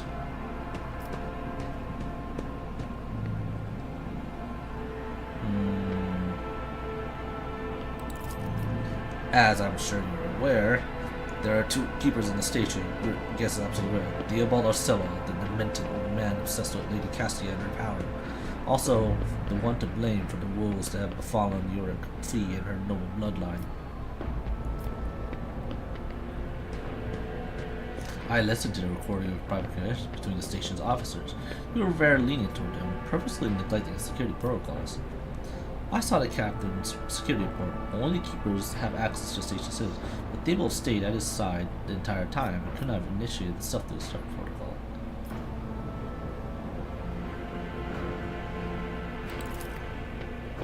I was lenient, this is true, but in the end I paid a steep price for it.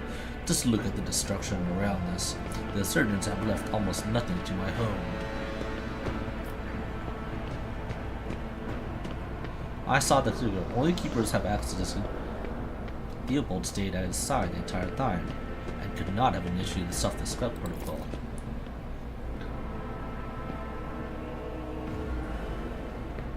Which means he did it before the report was filed, or maybe after. Twisted, you dare suspect me of what happened? The one who is going out of this way to preserve what little there is left. Why the God Emperor will keep these slanderous accusations to yourself? Enough lies, Felix. I am certain you were the one behind this coup. I suppose it's time to remove my mask. Congratulations, you've got me. But do you really expect me to be sincere this entire time? To welcome you with open arms? An ally of Tistophane and her monster? The accursed child who has tormented the navigators of House Australia for years. Don't make me laugh. You arrived to help her completely destroy our house, and I cannot let that happen. What are you babbling out? I don't know nothing of this Tistophane or monsters of any kind.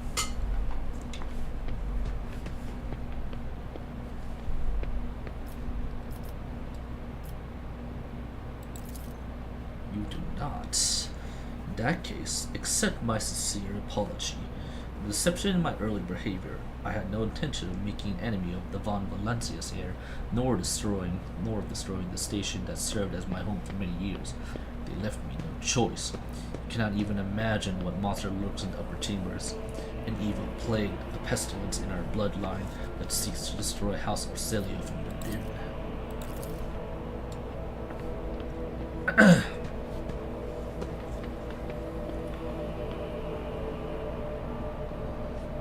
And Theobald and his followers, just mindless fanatics serving this evil.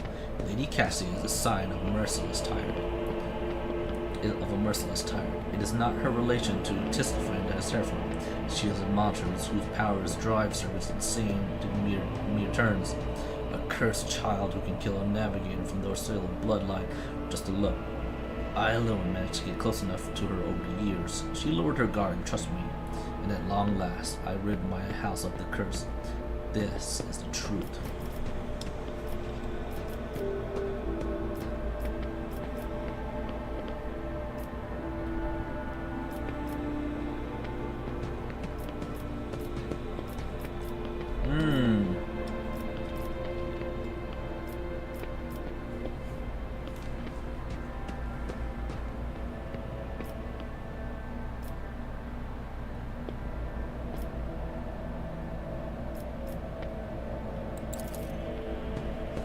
I can enter the past. Dare not hope you will ever trust me again, but I swear, my words and my apology are genuine. All navigators of them are bottle mutants and monsters, so what? I may be a mutant, and yet monsters may wear many a pleasant guise. Do not believe everything you see.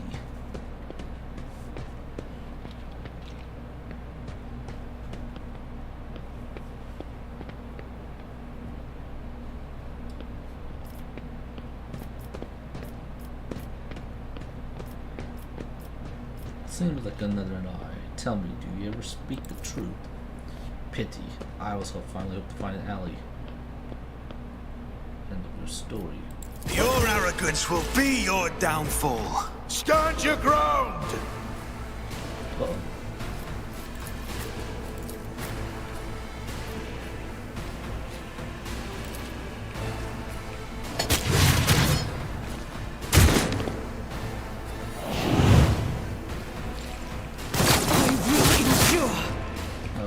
I must not falter.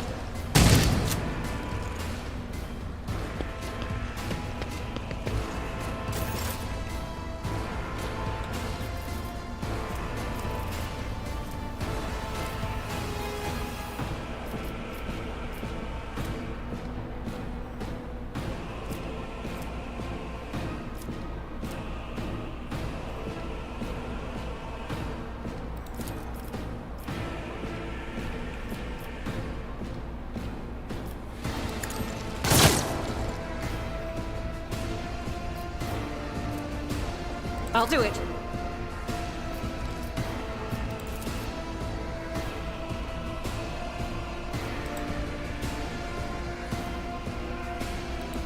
God Emperor, move through me. Be the fire in my heart. Nice shot. As the Emperor commands, I act. Break their morale! Stop mocking me. Death to the heretic! From the ashes. Hey, he killed his own guy. I faced worse than this.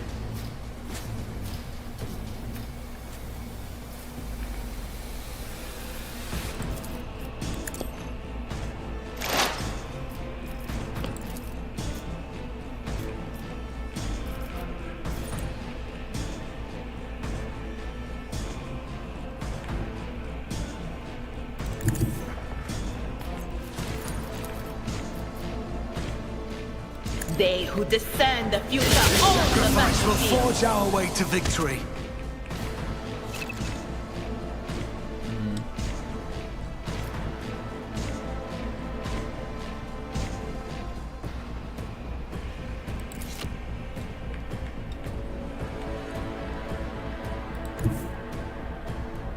My place is at the fore.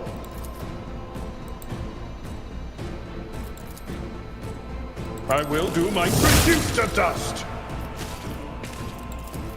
That's not the Seneschal's job. I'm not interested. Someone else can do this.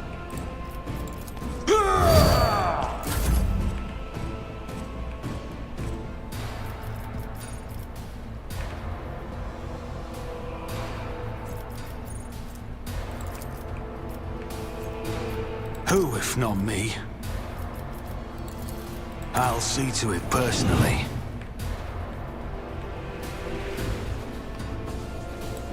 Taking calculated risk is my second nature. I'll make it happen. On it.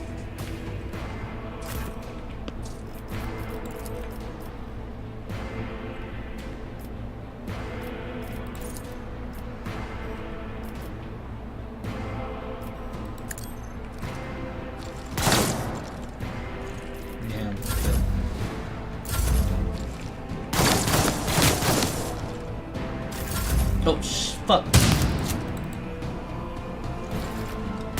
Souls become like fire. My faith strengthens me. That's nothing worse. Tried and tested tactics are the best ones. Oh.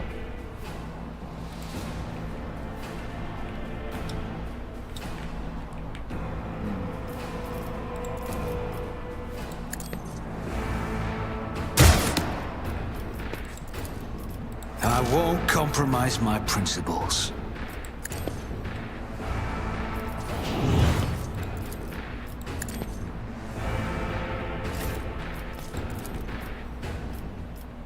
I'll do it.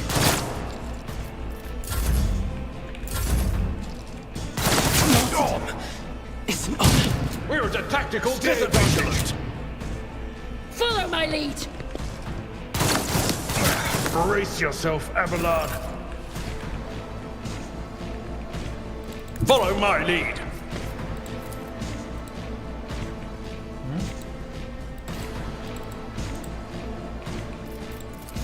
Indeed.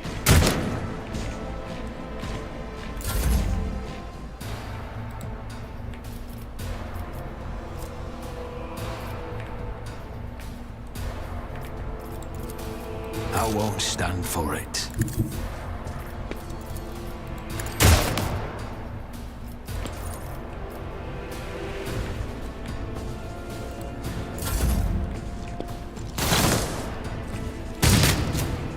Weapon at the ready. Pain and duty go hand in hand.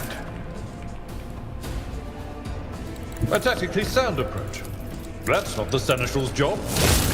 High momentum. I'd rather not.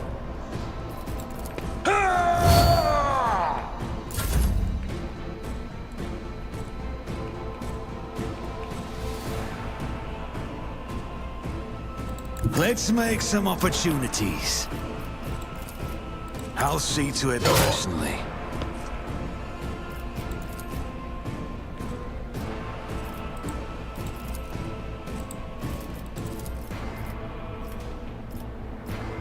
My gut tells me it's a bad idea. Moving out. Just need to tough it out. My battle is not over. Injury is not an excuse to shirk one's duty.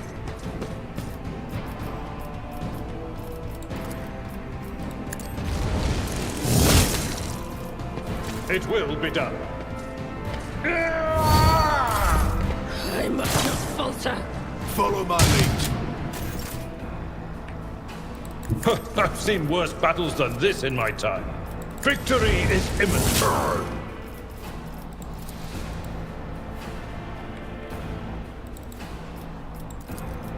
It will be done. My faith strengthens me. My place is at the fore. I will do like you. I took care of this High one. momentum.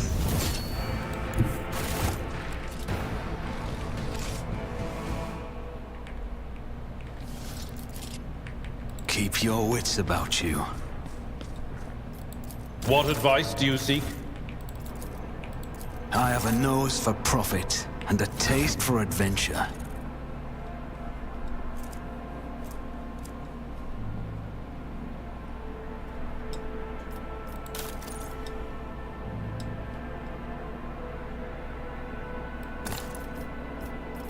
I won't compromise my principles. I won't stand for it. Look no further.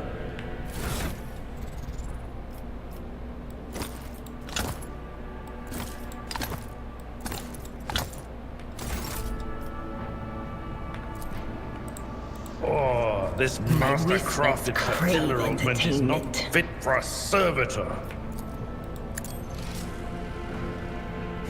That had better be ineptitude, not malice. Let me help. Ministration is a holy task. This wound will make a fine scar. I owe you a debt.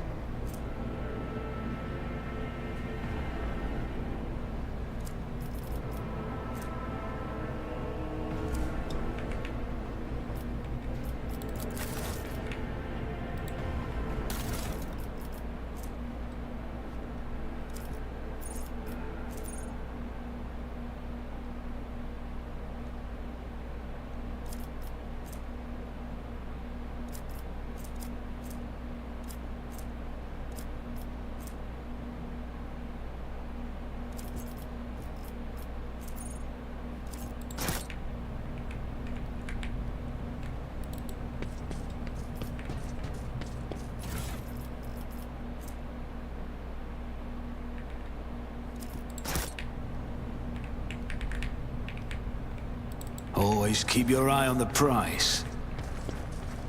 Your seneschal is always there for you. Miscalculations are for commoners. I don't make mistakes. I make profitable learning experiences.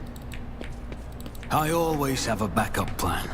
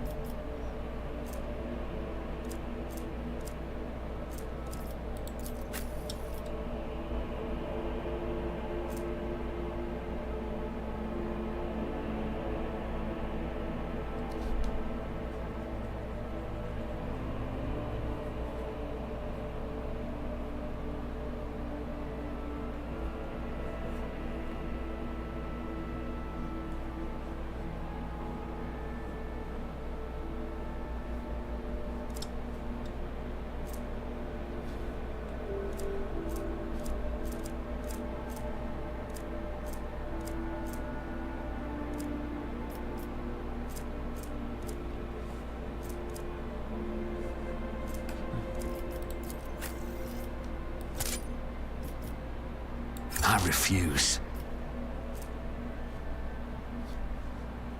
Strength 35. God damn.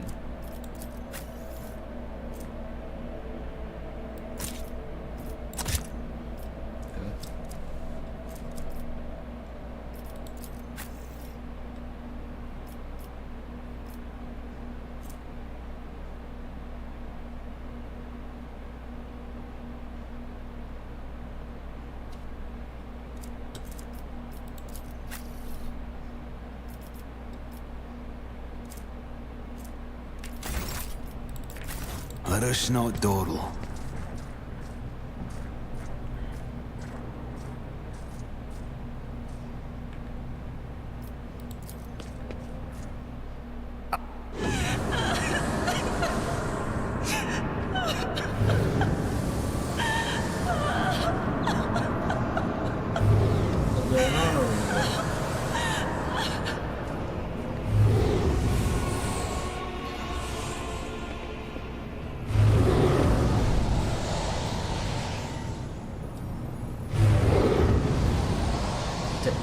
Face coated with blood that continually spilled down his coat.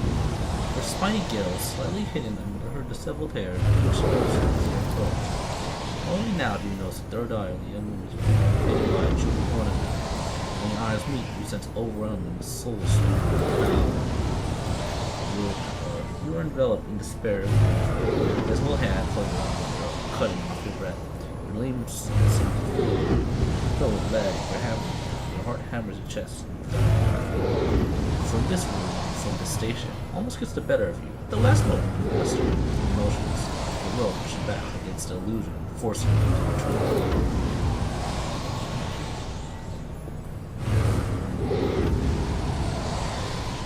retreat. A moan. Ow, ow, ow, ow. This is... As if my own little pals weren't bad enough. This one's barking in my head. Somebody stop her.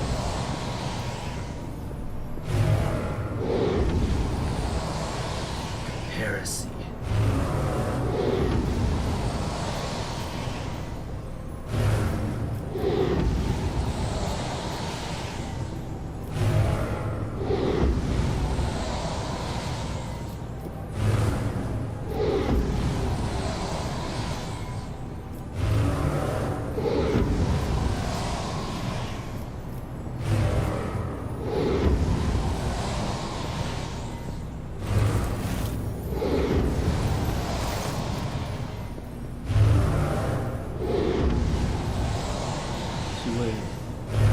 I'm here to help you. Please stop. Lewis shakes her head and lets out drawn out some difficult sobbing this morning. What is happening? Was someone calling my name? Or are all the betrayers dead already? And you? Who are you?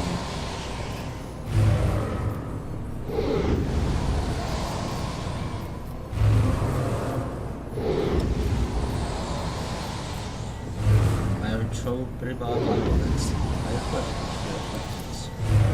So, and she nods because part of my manners, children. I didn't expect such a gracious appointment at such a time as tomorrow for our house. What is this? I feel faint. The heavyset old man who was near nearby erupts into a low sob. Sullen eyes. The sky sullen from crying, dark desperately around the room, as though the veil of ignorance had been ripped away from them.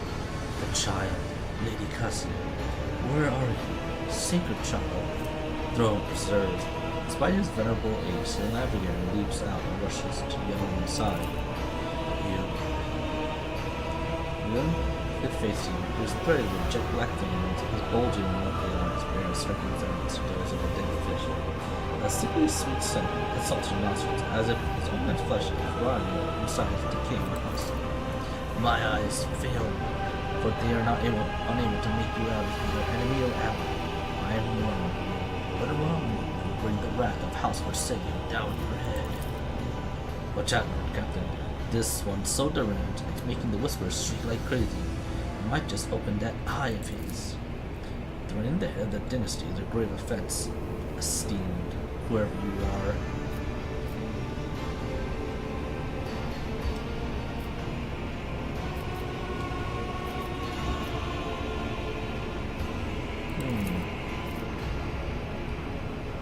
I'll grant that you do not look like the pirates who have come covering the riches of the Red Station, or like scoundrels in Felix services. So who are you?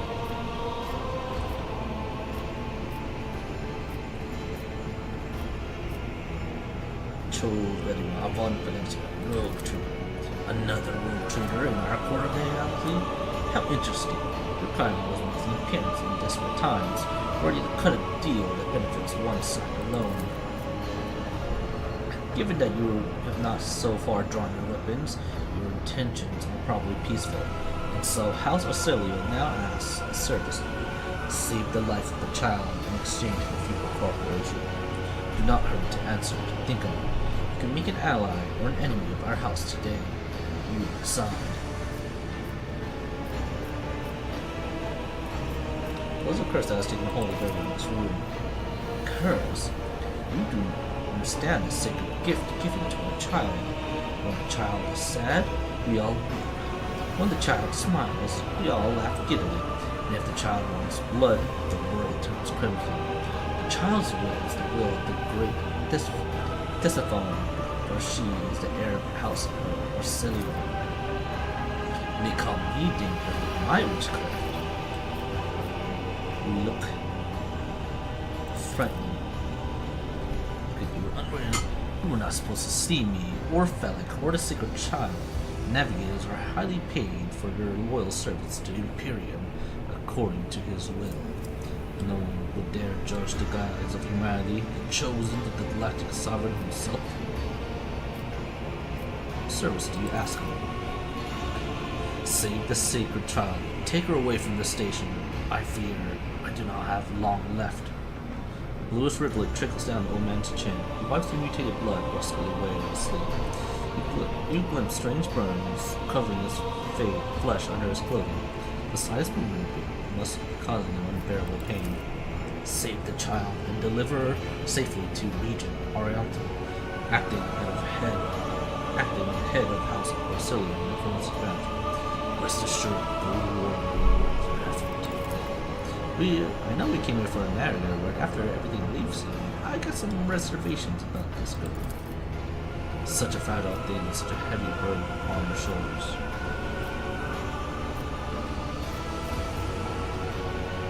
I want to know what happened to you and Velik. Velik is my wayward student.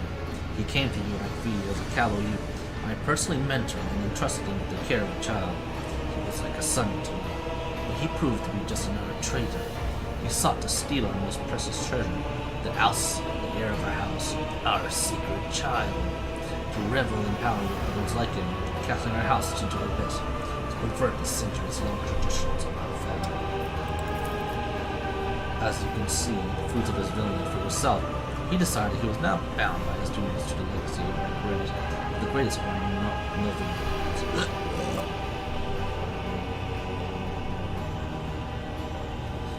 Tisiphone or Celia, who led our house to prosperity for countless years.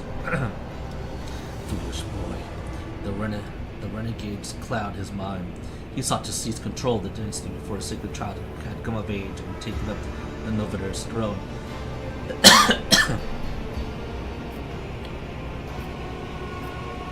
Velik accused you of treachery, Theobald. Why should I trust your words? Defending myself before strangers. I never thought I would fall so low.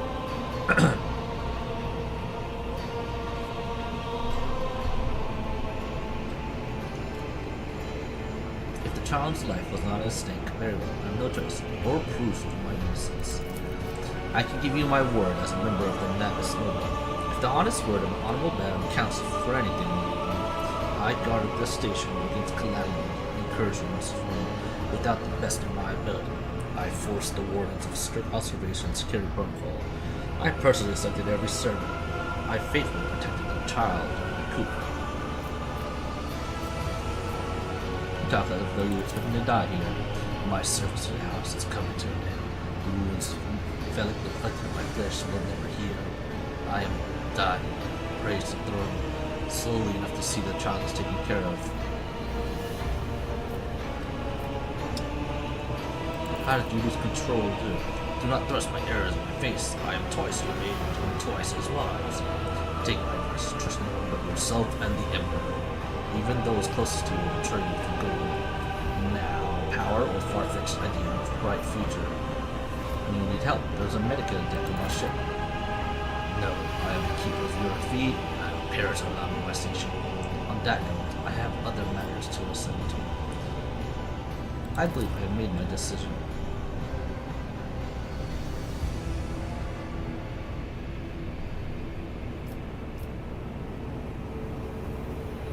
Castiel shall come with me. Good. That is good. But do allow say proper farewells.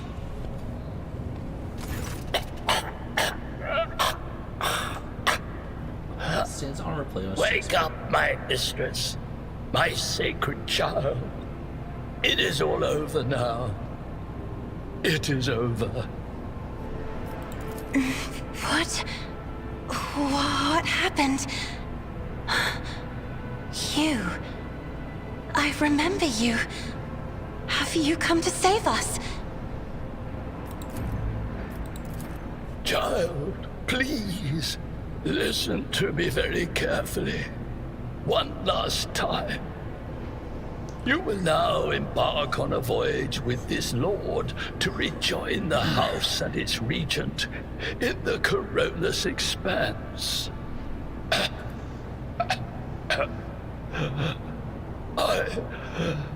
I will not be able to accompany you on this journey.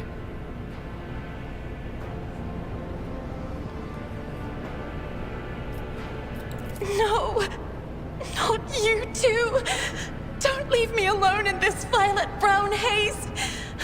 You're coming with me! Your mistress is giving you an order. Do you hear me? Mistress, I fear this will be your only order that I dare to disobey. I am the keeper of Urak 5, and alas, I have less than a day left in me. Allow me to serve you one last time and honor my final duty to House Orselio. I will remain on the station and destroy the secrets it holds. Oh, Theobald.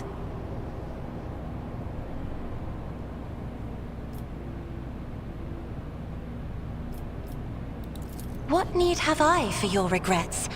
I just want things to go back to the way they were before. What are you going to do to me?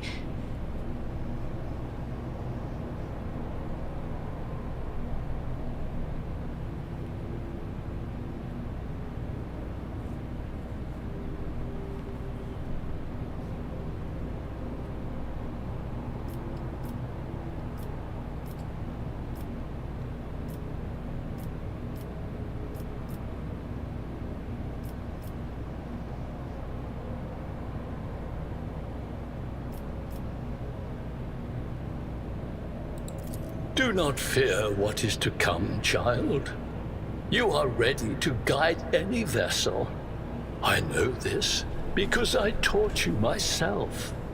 And it is difficult to imagine more worthy company than a rogue trader. But remember, your safety is of paramount importance. Get to the Great Regent and fulfill your destiny. I beg your pardon, but what about my servants? Urak 5 is still full of people loyal to House Orselio.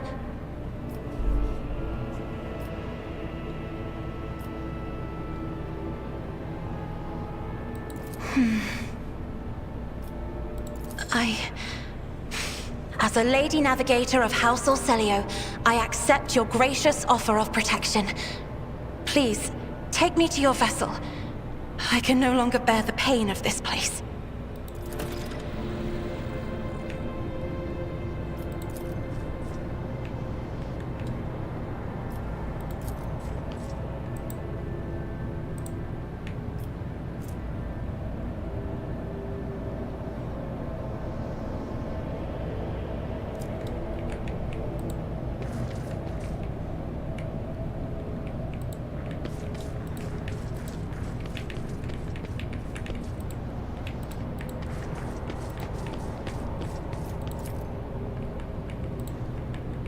Is there money to be made?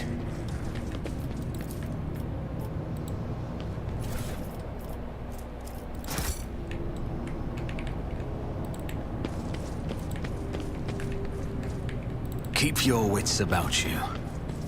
I guide humanity between the stars.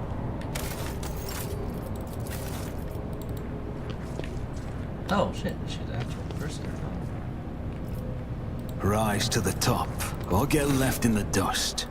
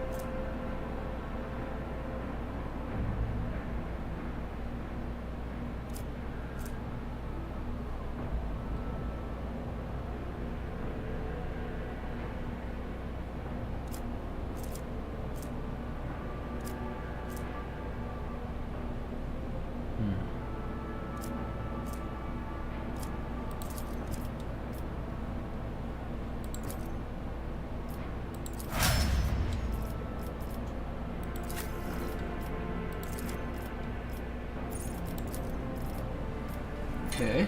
Ooh.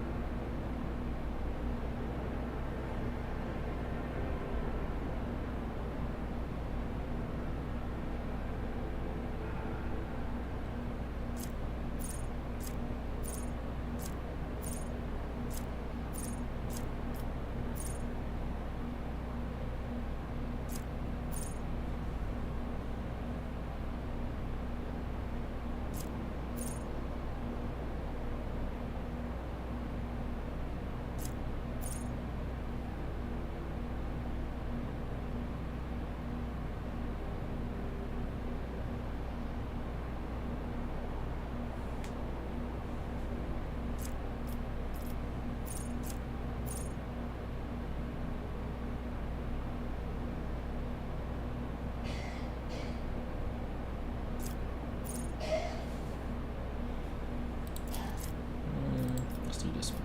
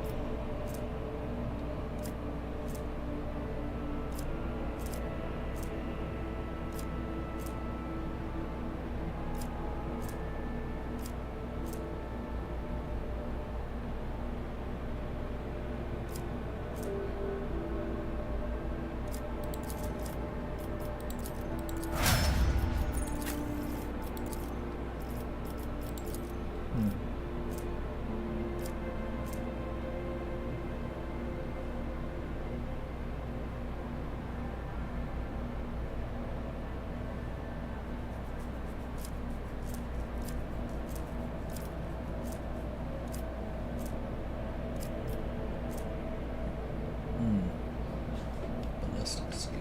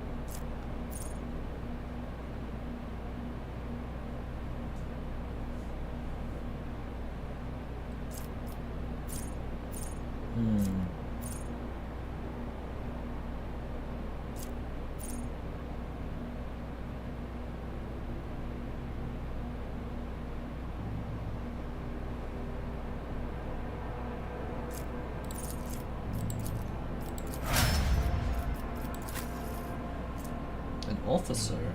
Whoa. She's the same thing as me.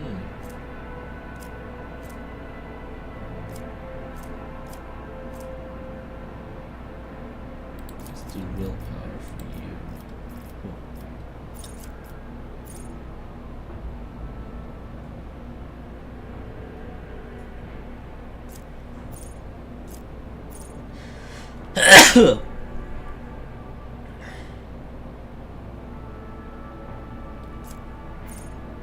Even every turn.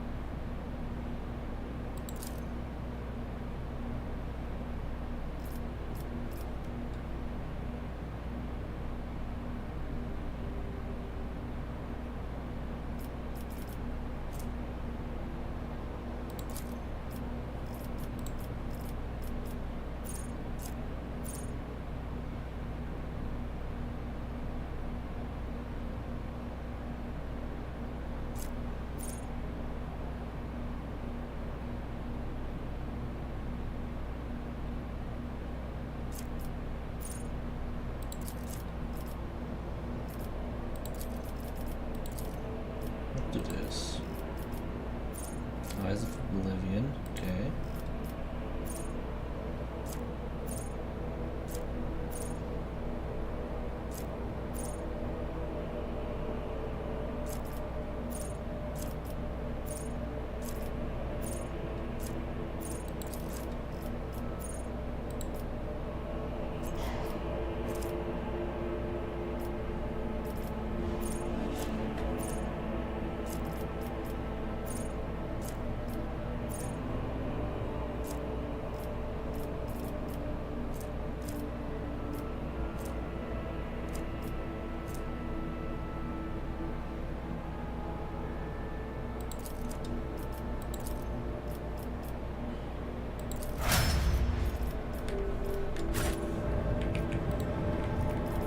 Let's not waste time with pleasantries. I always keep my options open.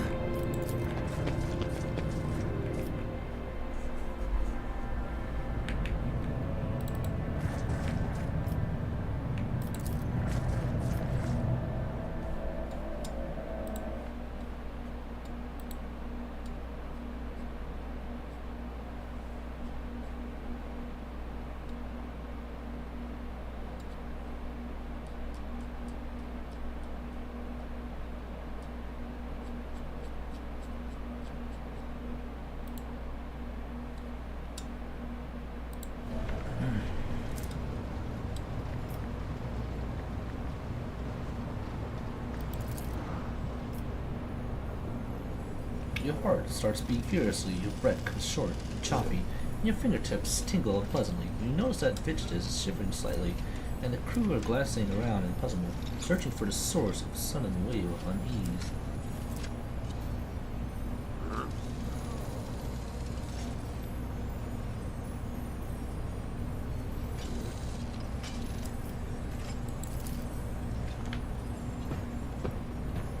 Having a look at the Valkyrie, Cassio waves her away. First, I wish to speak with the road tutor. Leave us. Of course, when you are ready for the ritual, please let me know.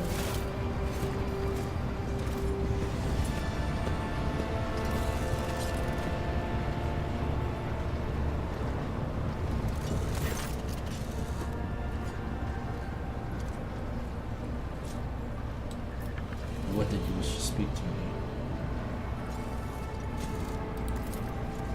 After a few seconds, Cassia let out a small exhale and then raises her pointed chin. I have not thanked you for saving me on the station. My thoughts were clouded with so much mournful ash when Theobald's heart stopped, but you acted honorably. Did not exploit me in my wretched position. For that, I am immeasurably grateful. I am also deeply grateful you have saved my servants, especially my valet, who served on me on the station for more than 5 years, much longer than any who preceded him. He knows how to properly attend to me during journeys through the material and what to serve me for breakfast. His presence envelops me in a cloak of amber. But now, I am ready to go to the Sanctum Navis and perform the sacred rite. I require brushes, canvas, and the best paints you have on board, but no red.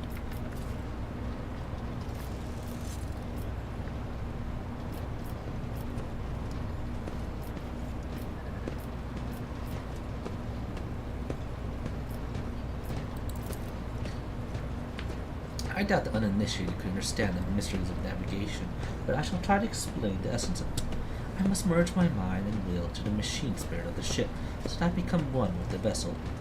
Lifts a lock of hair from the back of her neck, revealing gilded implant ports. After that, I use the House of Celios ritual, which I am loath to reveal to you, to free my mind of all errant thoughts, and then it is time to open my third eye and peer into the depths of the warp itself. Among the nightmare's visions, mirages, and creatures of the abyss, only the light of the Emperor is the truth that will lead me from star to star, from system to system. Oh, the light, the guiding light, is so fine it can slip from one grasp at any moment. Unfurls her hand as though dripping something, but you have nothing to worry about. The navigators of House Orcelio never lose their course. Why do you feel the pink and red?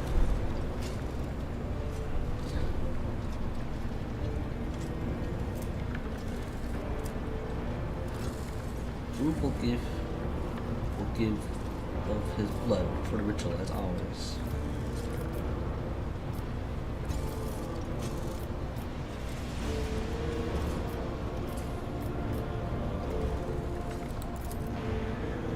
I should take my leave. The ritual right. I ask that you never follow me. Few can survive the gaze of my warp eye when it is opened.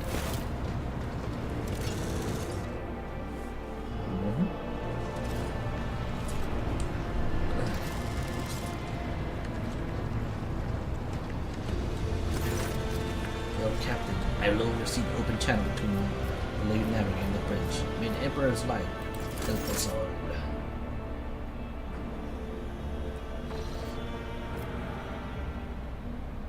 The box has its buttons, and a metallic clinking. Then the lady's serene voice of Lady Navigator breaks. Initiating communication ritual. Come here, Oof. Exalted ring of metal freed from the scabbard. The low of the servant, the romantic drop of liquid on canvas, the faint whisper of the brush. Go. I see violent vortexes lashing in motion with a million flails, and an umbra shadow spinning on the surface of a fiery tent. A storm rising above foaming waters, armadas drowning in fog. The path from one end to another cannot be seen.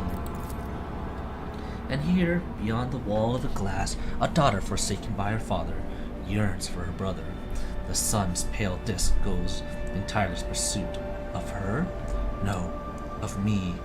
Its frozen rays lie that spring in his ear. The light is deadened. The great ruler is gone.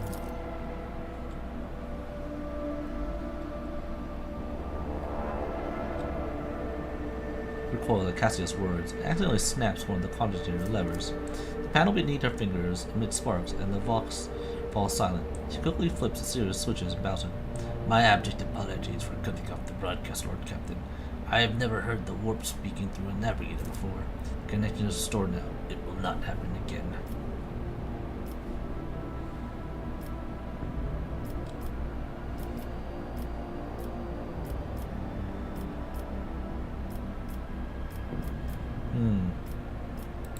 Cassia, are you alright in there? Soul-sharing screams drown out the Vox transmission. The servants in the Sanctum Navis are howling and shrieking like wild beasts, moaning in pain. throats raw from strain. Then sudden silence. The dull thud of dropping bodies proclaims their fate. It appears the servants were part of Lady Navigator's rites, as it was for her predecessors. I'll arrange for the bodies to be removed from the Sanctum Nevis after the ritual. What is left of them? Rogue Trader, I fear I have unfortunate news. Endless blackness has spread across the canvas, dividing what which behold into two, and my sight cannot glimpse the light of the Emperor as clearly as before.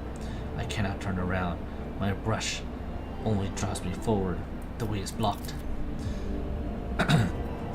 By the Emperor's grace, the ritual was successful. Your vessel's temperament presented a challenge. Its cold steel grip did not allow me to breathe freely even for a second. It was as if the depths of the ship housed not only machine spirits, but something other. Now I will retreat to my chambers to recover my strength. Send for me if you need of me. Lord Captain, congratulations on acquiring a navigator. Spare me a few moments of your time. Please, there are several moments that require your attention. I want to report the condition of the station you're at B. Had you opted to begin your visit to the Reichert system with a different destination, this station could have become critically unstable. Fortunately, the decision to immediately visit the representative of the Navis Noblite brought us precious time.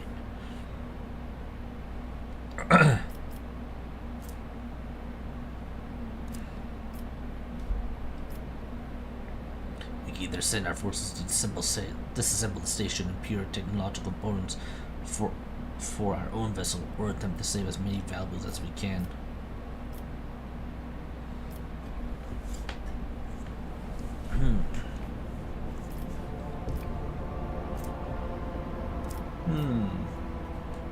I will not stoop to pillaging. Abandon this station. We are leaving.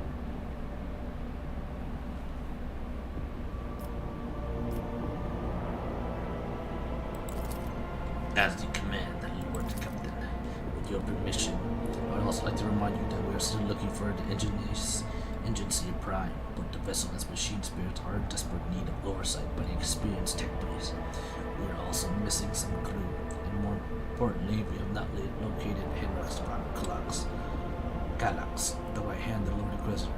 Now we know for sure he is not at Unit V, so keep this in mind when making any future plans.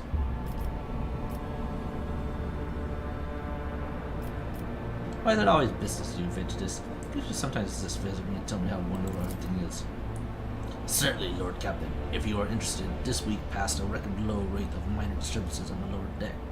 A senior technomat from Shift 8 came with the new formula for a lubricant used in kitchen servitory implant units. The quartermaster of the store component 11 reported recently they were spinning several decorations at least 20% slower than expected, which means we have enough tablecloths, carpets, and lamps to last us 15 years for grand reception instead of 10, even considering that some of the stock was burned during the cultist vessel. Thank you. That'll be all. As it pleases you, Lord Captain.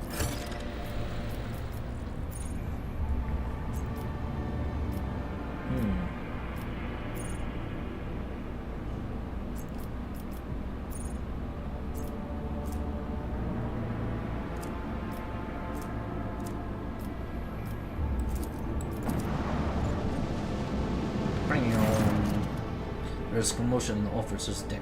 Lady Regan has left her quarters and is currently in the wardroom, where uninitiated crew members are shunning her in terror.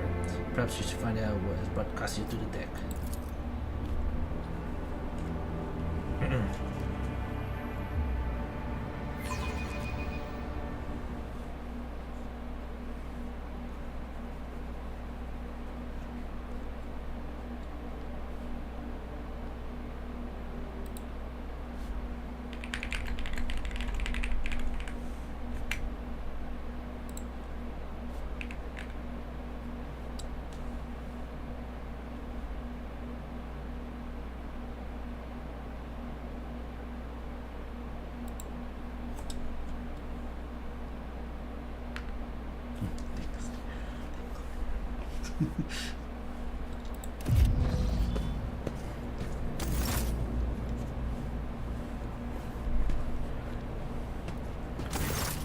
Lord Captain, my apologies. I did not notice your entrance.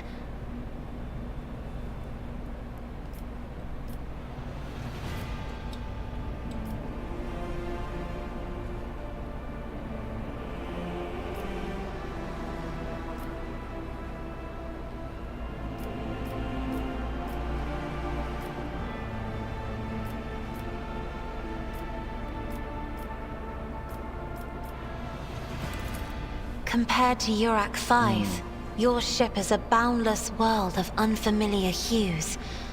And yet, the abundance of bright colors can at times be wearisome on the eyes. The bridge and the decks are so glamorous. In my search for a place of quiet, I was fortunate to come upon this islet of serenity filled with rare tomes and practically devoid of color.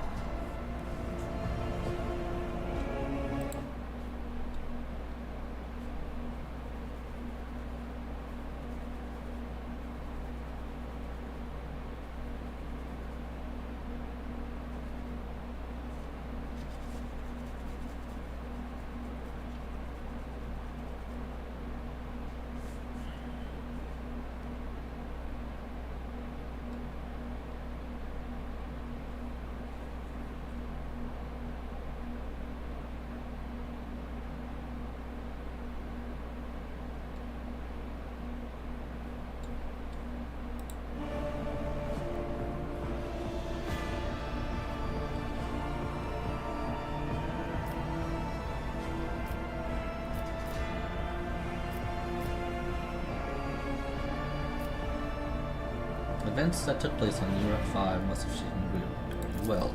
One should not underestimate the navigators of House Orselio, Lord Captain. Like a shawl of pale smoke, a faint malaise hangs upon my shoulders, but it will not be the slightest hindrance to my duty to humanity, and my duty to you. Your only attendant is your valet from Urak 5. Do my servants not measure to your standards? No. It is not that at all, Lord Captain. It is just that Uwe is quite capable of carrying out his duties by himself. He is well accustomed to my whims and preferences.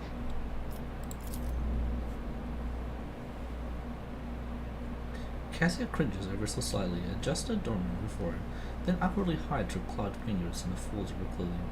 The natural appearance of navigators often becomes a topic of gossip among lowly servants and officers alike. It is unsurprising then that Cassia prefers the company of one who is used to how she looks.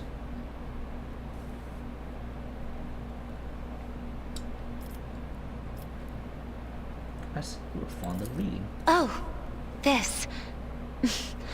I found this fascinating read on one of the shelves, and I must say, it has caught my eye. Its every chapter is written in verse. I find it so beautiful and enrapturing. Urak 5 had a vast archive of its own, of course, although most of the works within had to do with scholarly disciplines of some sort or another. Only in my sparse moments of respite was I allowed to escape into the pages of more embellished works. There are people on this ship who are far more impulsive and dangerous to others, and far less devoted to the God Emperor than a herald of the Navis nobility. But I did not need your words to see the shades of umber unease that whirl around your subjects whenever I am near. Were I not acquainted with such a reaction, I could have found their behavior in your question just now insulting. Lord Captain, would you kindly explain to me why you are pestering me with these questions? Inquiring about my mood and my needs, showing an interest in the books I am enjoying? You are behaving as if you possessed a shred of fellow feeling for one such as I. I beg your pardon, Lord Captain. That was no way for a navigator to conduct herself. Oh? Oh, shit.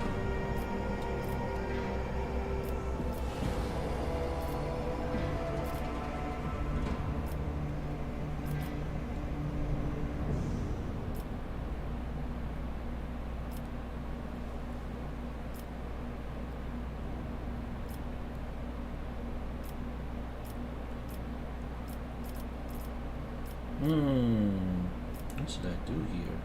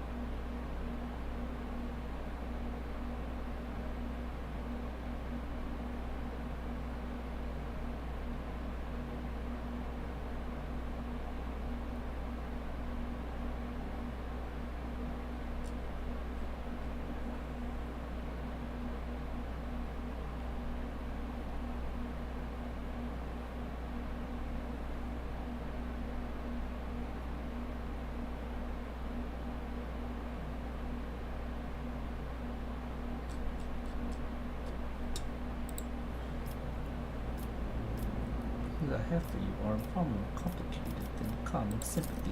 Lord Captain? So many colorful sparks are flaring to life and dimming all around you. It is a veritable ocean of emotions. There are so many of them that I can barely see the pure white sincerity of your words. Please forgive me. I cannot even understand myself right now. Your words and attention have reminded me of life on the station, of Theobald and Felek. I do not understand. They were merely the keepers of Urak 5. So why do memories of those two make me feel a strange heaviness here? At the same time, I find myself overwhelmed with new excitement and anticipation. At last, I have set foot outside my familiar walls and into a world that I have only seen before in the pages of books. Your ship alone is a treasure trove of remarkable artifacts and curiosities. And just imagine the things that await beyond, but my delight must seem childish to you, surely. In your heart, you must be finding all this quite amusing.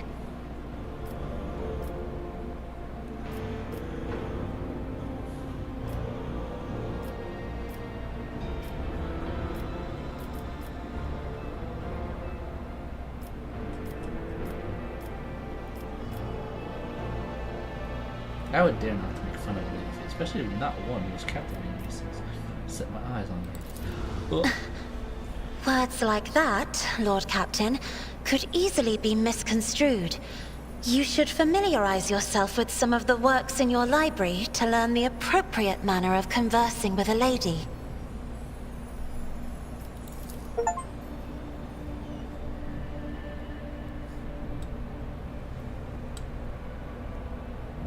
Color of burning phases.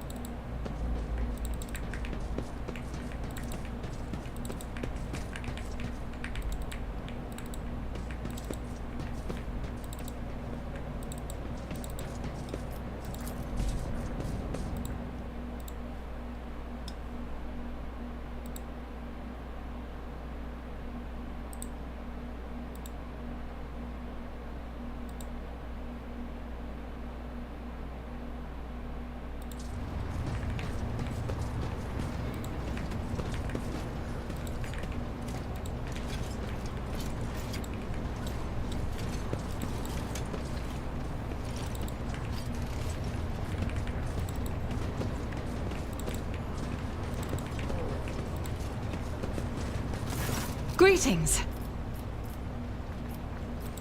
Gladly, there are none more faithful. Should any more arrive?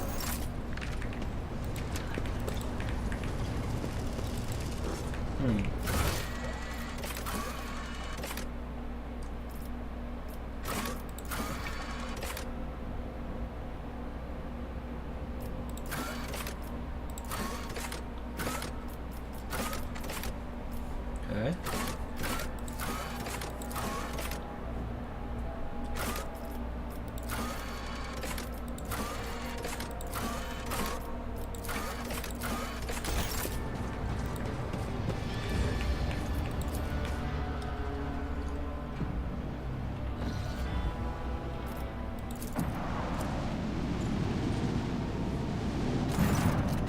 Lord Captain, sorry to disturb you. It's pandemonium outside the bridge gate. One of the operators seems to be demanding an audience with you in person. I think I hear Master Word. In any case, I wanted to warn you in advance. Uh-huh.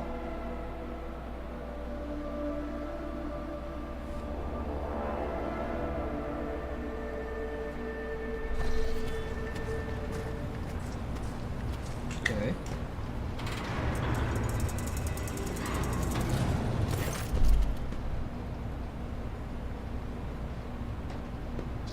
This is not a conduct of an officer. These are antics of a highborn brat out of Lark. Explain yourself, Lieutenant.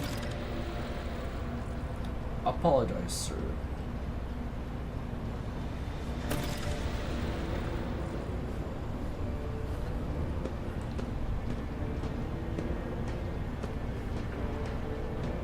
I must speak with Lord Captain. Very well, Lieutenant. You are just Lord Captain. But at least I see you have already seen fit to disturb me. Your unauthorized appearance on the bridge and display of belligerence towards a higher rank of we law person file without delay. Lord Captain, Lady Avera Vent requested permission to speak on a matter of extreme importance and urgency.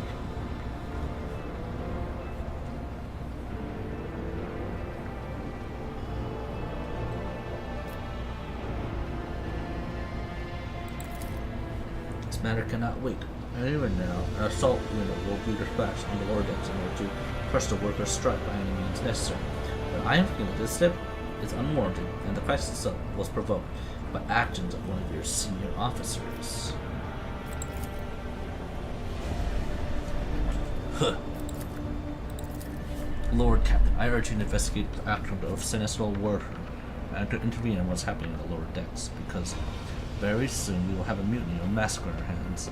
Vent reels off the last word as she knows them by heart. She has clearly been preparing to say them for some time, but when she finished, she cast an anxious gaze at Abelard, then at you.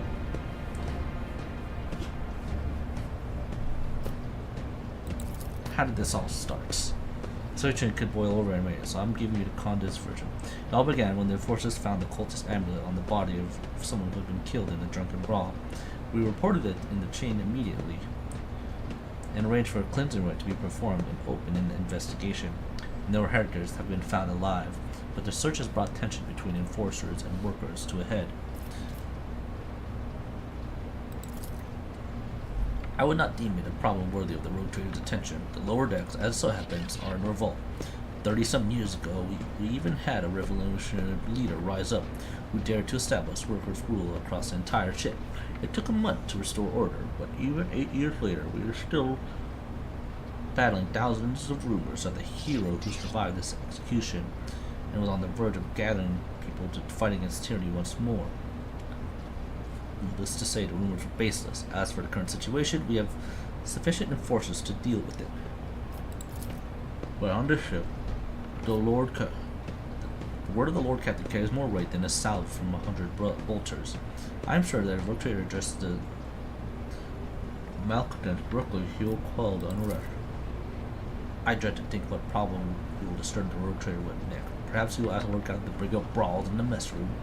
I have already given you means to resolve this problem. You simply need to use them.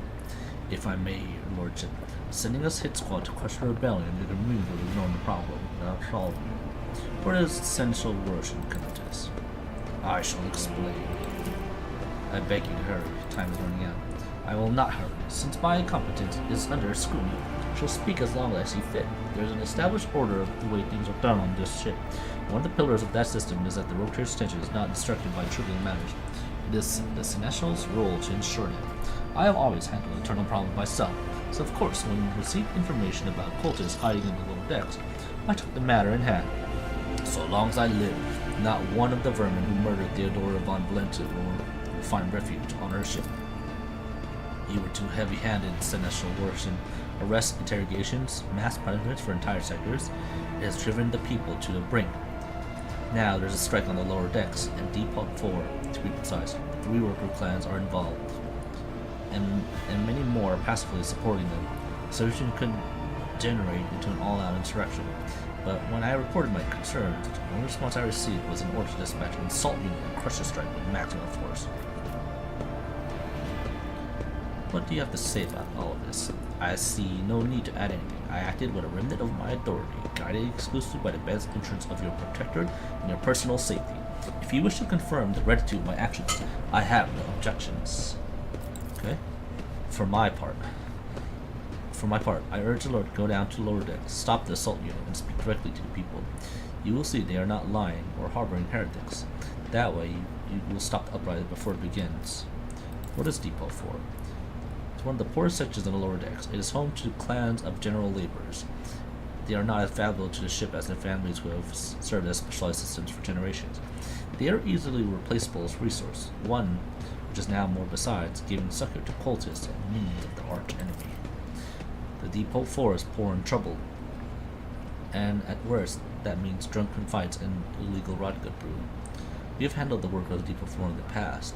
We have done so again. If the crackdown on Depot 4 has been so harsh, another point to bear in mind, the problem is not limited to the sector.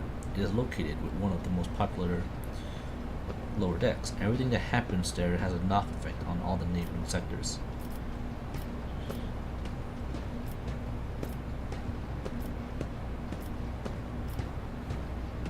I've heard enough. I'll go down to the lower decks and deal with the problem personally. Praise the Emperor. Thank you, Lord Captain. The Enterprise bordering on the sophomoric. But please yourself, Lord Captain. However, I candidly insist that I escort you. Oh.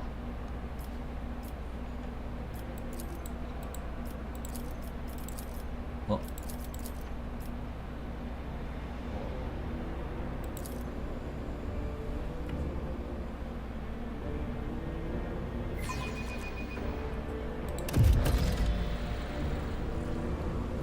I always have a backup plan.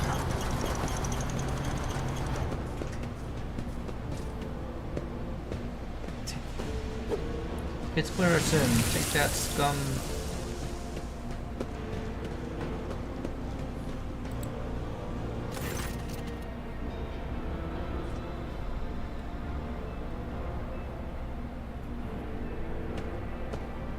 Lords are a source of endless problems.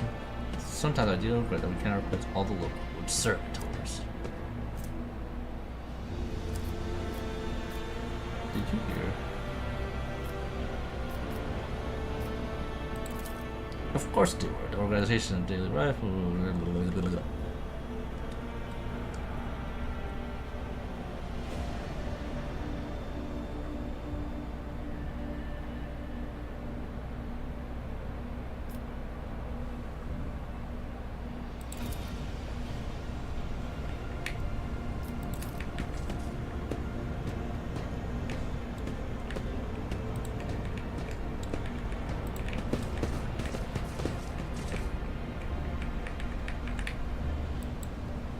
Is there money to be made?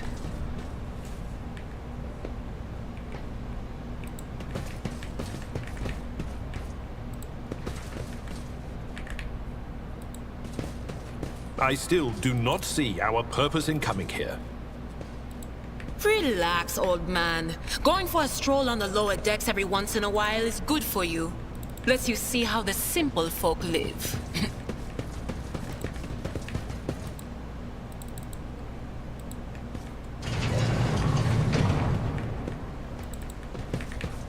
Hey, what's that?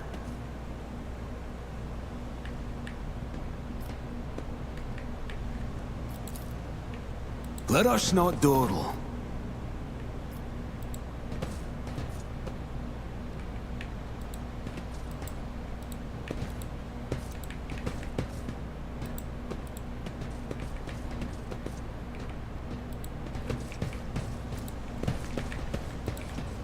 Rise to the top, or get left in the dust.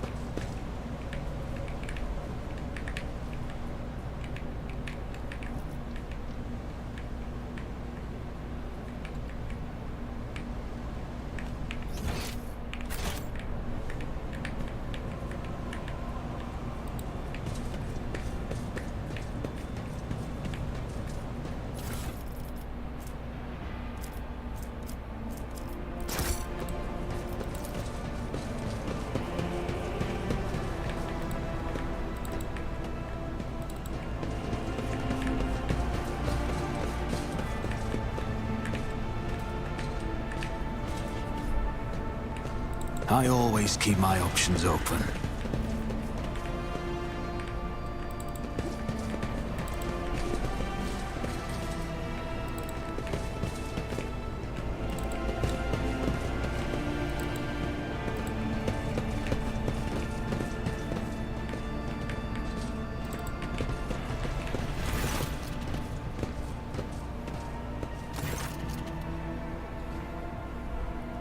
Reverted to ship's bay. Lieutenant Averio Vent and the ship, one of the ships were barring the path of a heavily built assault unit officer.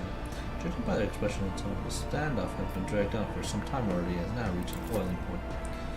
I have my orders to put an end to unrest and purge this sector.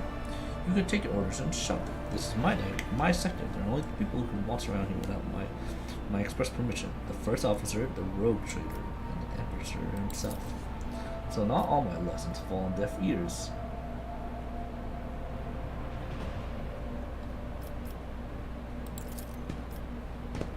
Your Lordship.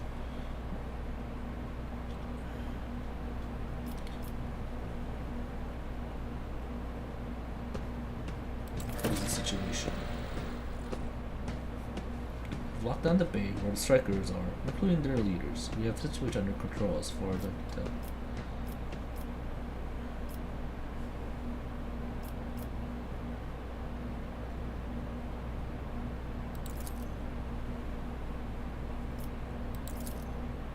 Right, you are, Lord Captain. Allow me to wish you best of luck. Keep your wits about you.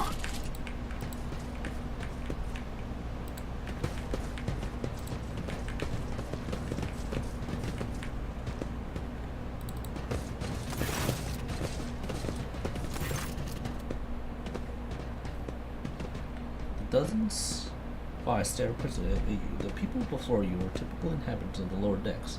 You take in their simple clothing, crude weapons, and faces that display various levels of mutation, from the barely discernible to strange and outright grotesque.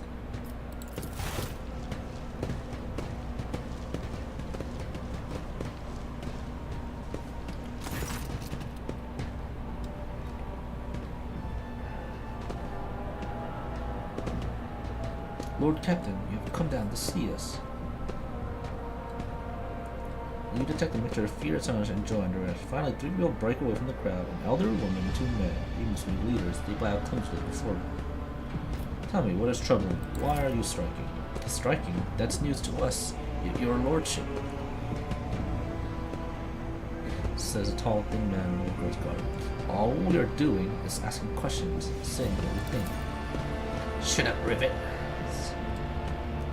He turns a hostile dark eye on you. Here's the deal, your lordship. Your damned enforcers are all over us down here. They're saying they're looking for cultists. One wrong word and they're reaching for their batons. If they wish to punish someone, they turn off the heating to whole bays for a week at a time. If we get sick, so we get sick and freeze. In my clan, 2 little ones died from inflammation in their lungs, all because of the enforcers. But you see sadness well in her eyes when the children dead are mentioned. Whispers are working on her prayer and makes a sign over herself. It's all true. Vent is the only enforcer who has stood up for us. It's clear as day. We had a mother from the lower decks, grew up in midships, and had no feeling toward us. Your lordship, we are no villains here. We're honest workers and your servants. We plot no disorder. We will not strike openly now we've got guns pointed at us. All we're doing is asking to be allowed to work in peace without being harassed.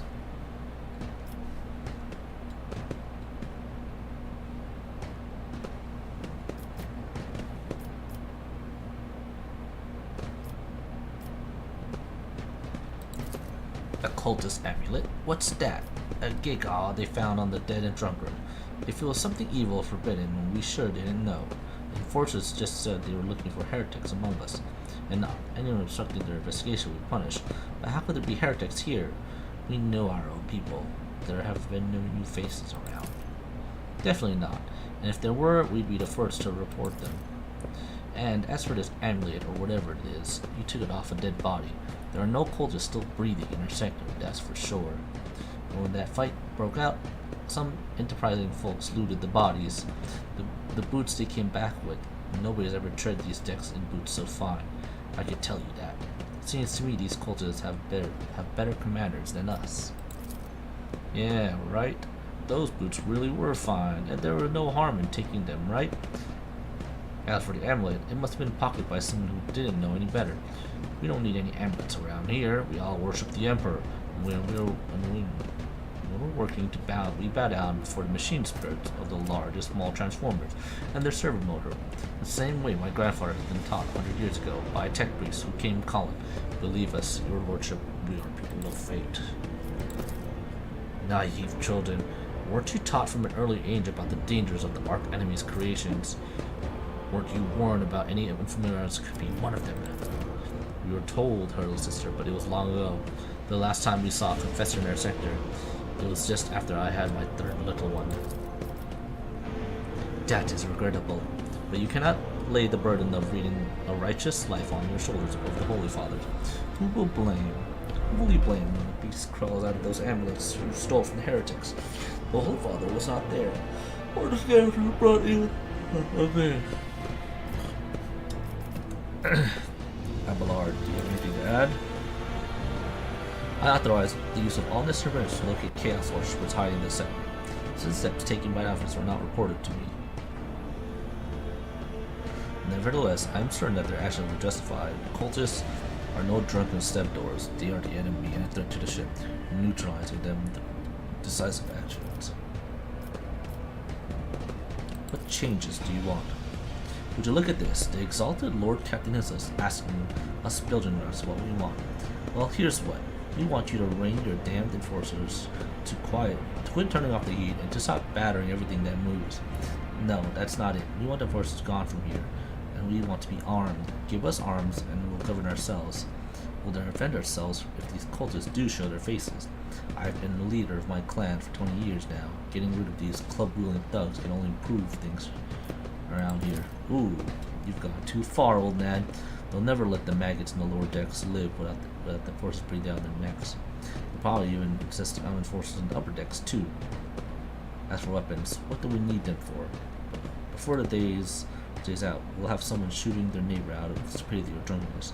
We don't need that. If the enforcers stop hassling us, that'll be enough. In return, we'll find the scavengers who robbed the cultist bodies, and we'll talk to them, our one lower deck to another. If there is any more of those damn amulets about, we'll hand them over to the enforcers ourselves.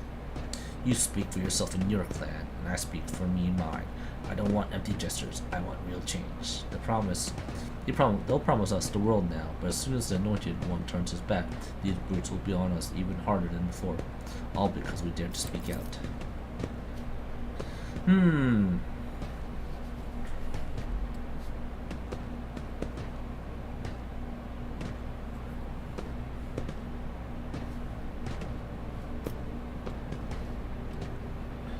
The tall worker eyes dart between the two arguing leaders. Every few seconds, he opens his mouth as if planning to agree, but each time he falls silent, simply making a few vague noises.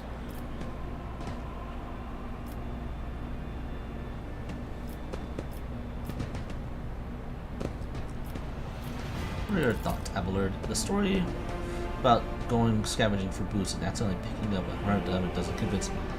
These people were moments away from rebelling and possibly becoming minions of our enemy. We must not give them what they want, even if they did acquire something innocently, purely out of their own stupidity. This doesn't mean they are not tainted with corruption. It begins as petty thievery can turn into a far greater harm. I've seen it before.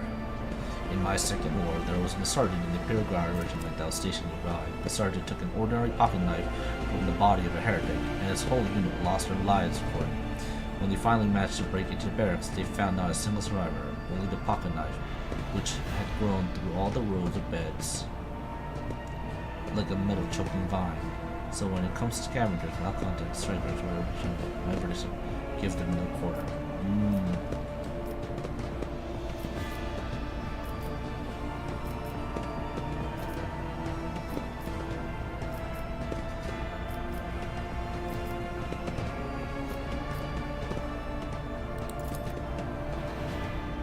Oracle they call Rivet shrugs and casts sidelong look at the older. Old Nat, listen. The Lord Captain himself has come down to us and is offering concessions.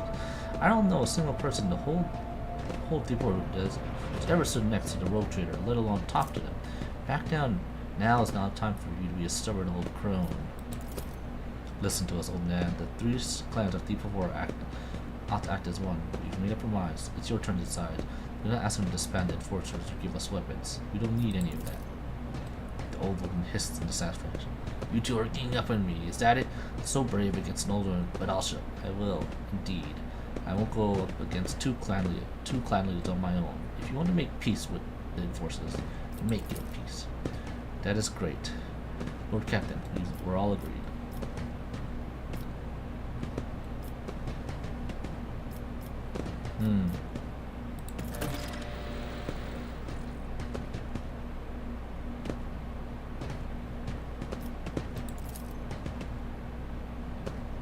I think that's bit is faster than the enforcers, and we will leave no stone unturned.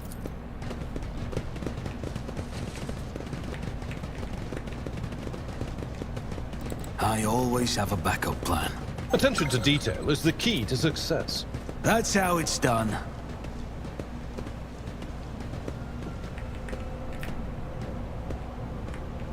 Is there money to be made?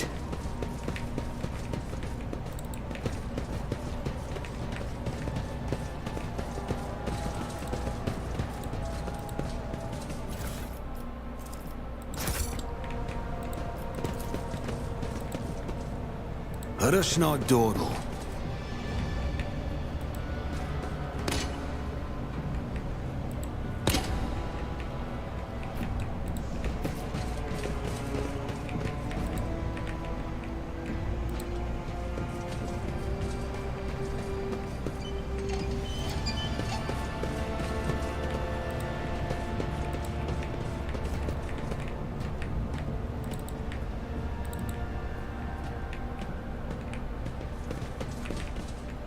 Rise to the top or get left in the dust.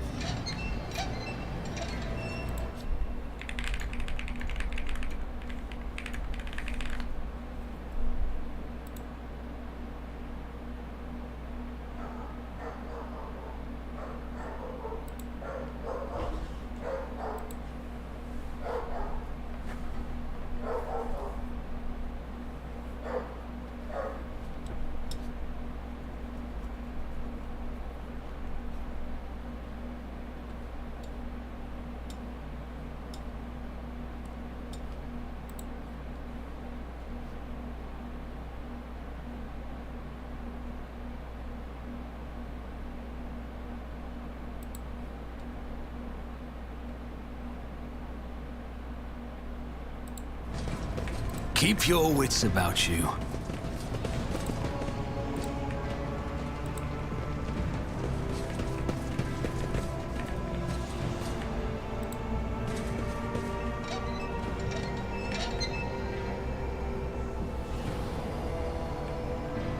Always keep your eye on the prize.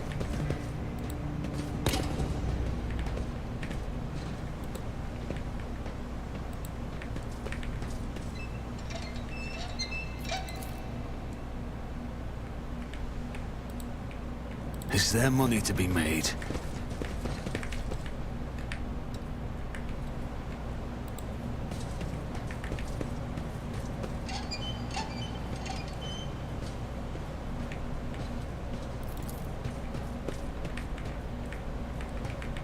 What advice do you seek?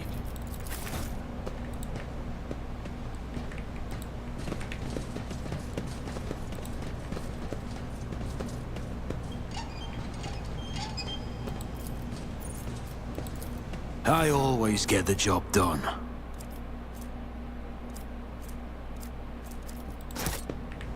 I always have a backup plan.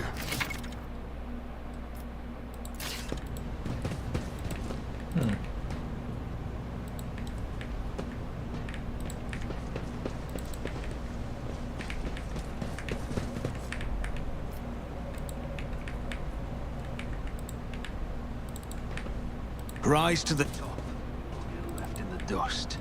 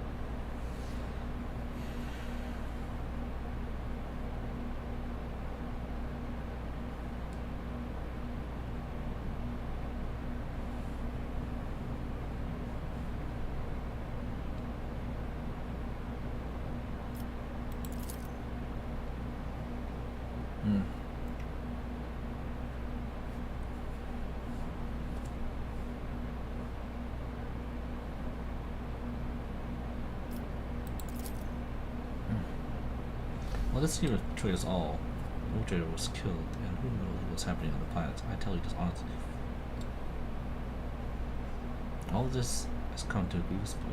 I am not panicking, grieving, because I cannot left this background. I am duty bound to aid you to find your footing, but today I must assume you insulate you from problems.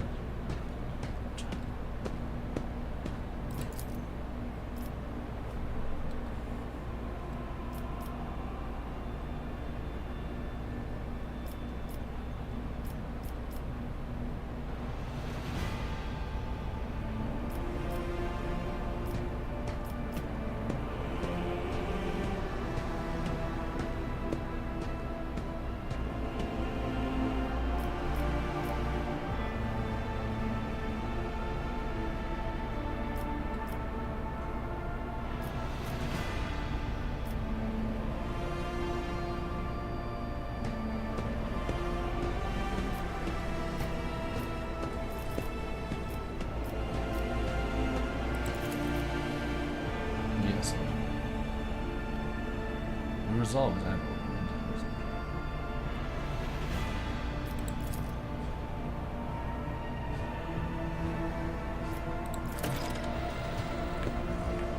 Alright.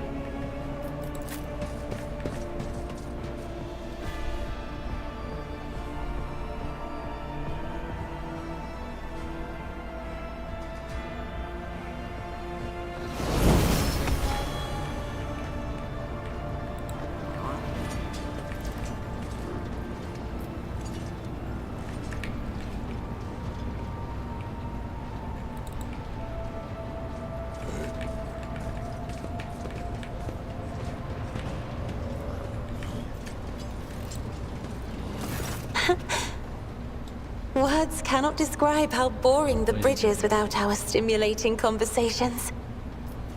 Tell me about yourself. I am a part of House Orselio, an ancient dynasty of the Navis nobility. Since time immemorial, our family has served to advance knowledge, pushing at the boundaries of the dark unknown. The Starway Atlas contains 2,843 routes that chart the sectors of the Segmentum Obscurus and reach all the way from the Coronis Expanse to Holy Terra.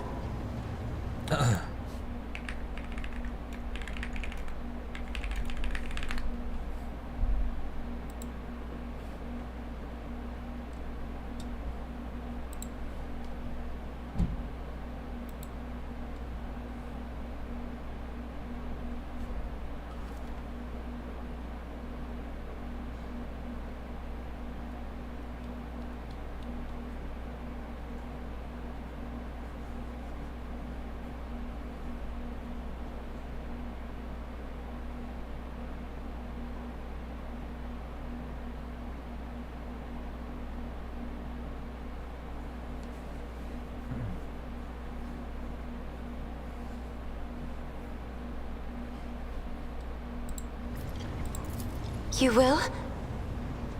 That would be most appreciated, Lord Captain. I don't live anywhere else other than Europe.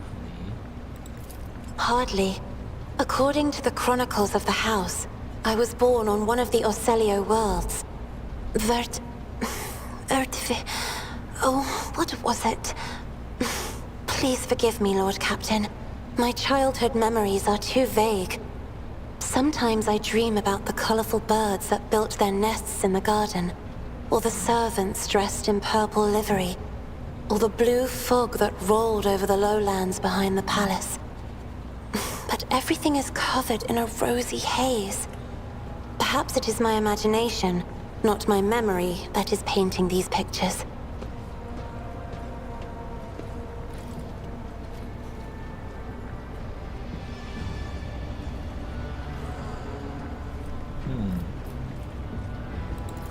My stay on the station was wholly dedicated to preparing me for my future duty. Astromancy, astrography, numerology, the histories of my house and the Imperium, as well as other disciplines. For many years, dozens of instructors tirelessly prepared me for my destiny. And once a year, Great Regent Alronto would come to the station. He would entrust his beautiful vessel to my command, so that I could master the practical aspects of our art as well.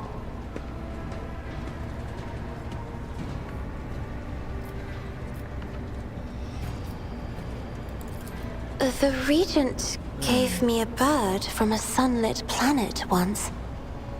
I tried to befriend it and make it sing, but for some reason, it refused, and died soon after. The instructors were too respectful of my duty to my house to waste precious time on idle chatter. Aside from them, there were only servants on the station, and you know they have their vocal cords removed, so they cannot break their vow of silence. Ugh, I'll be right back.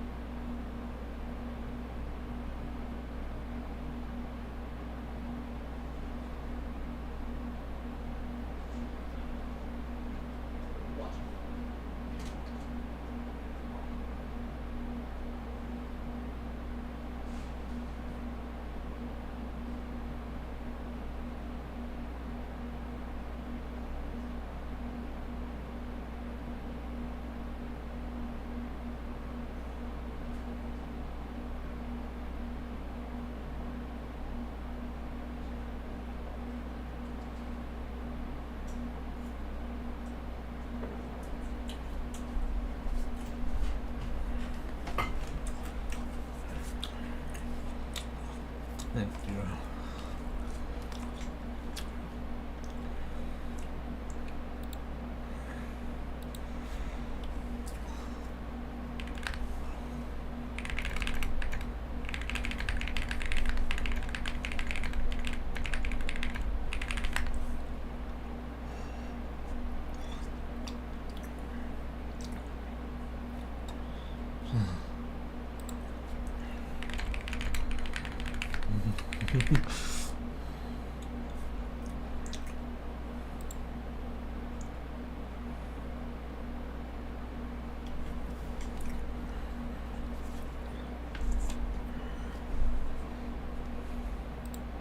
I hate crossing dimensions. Hello.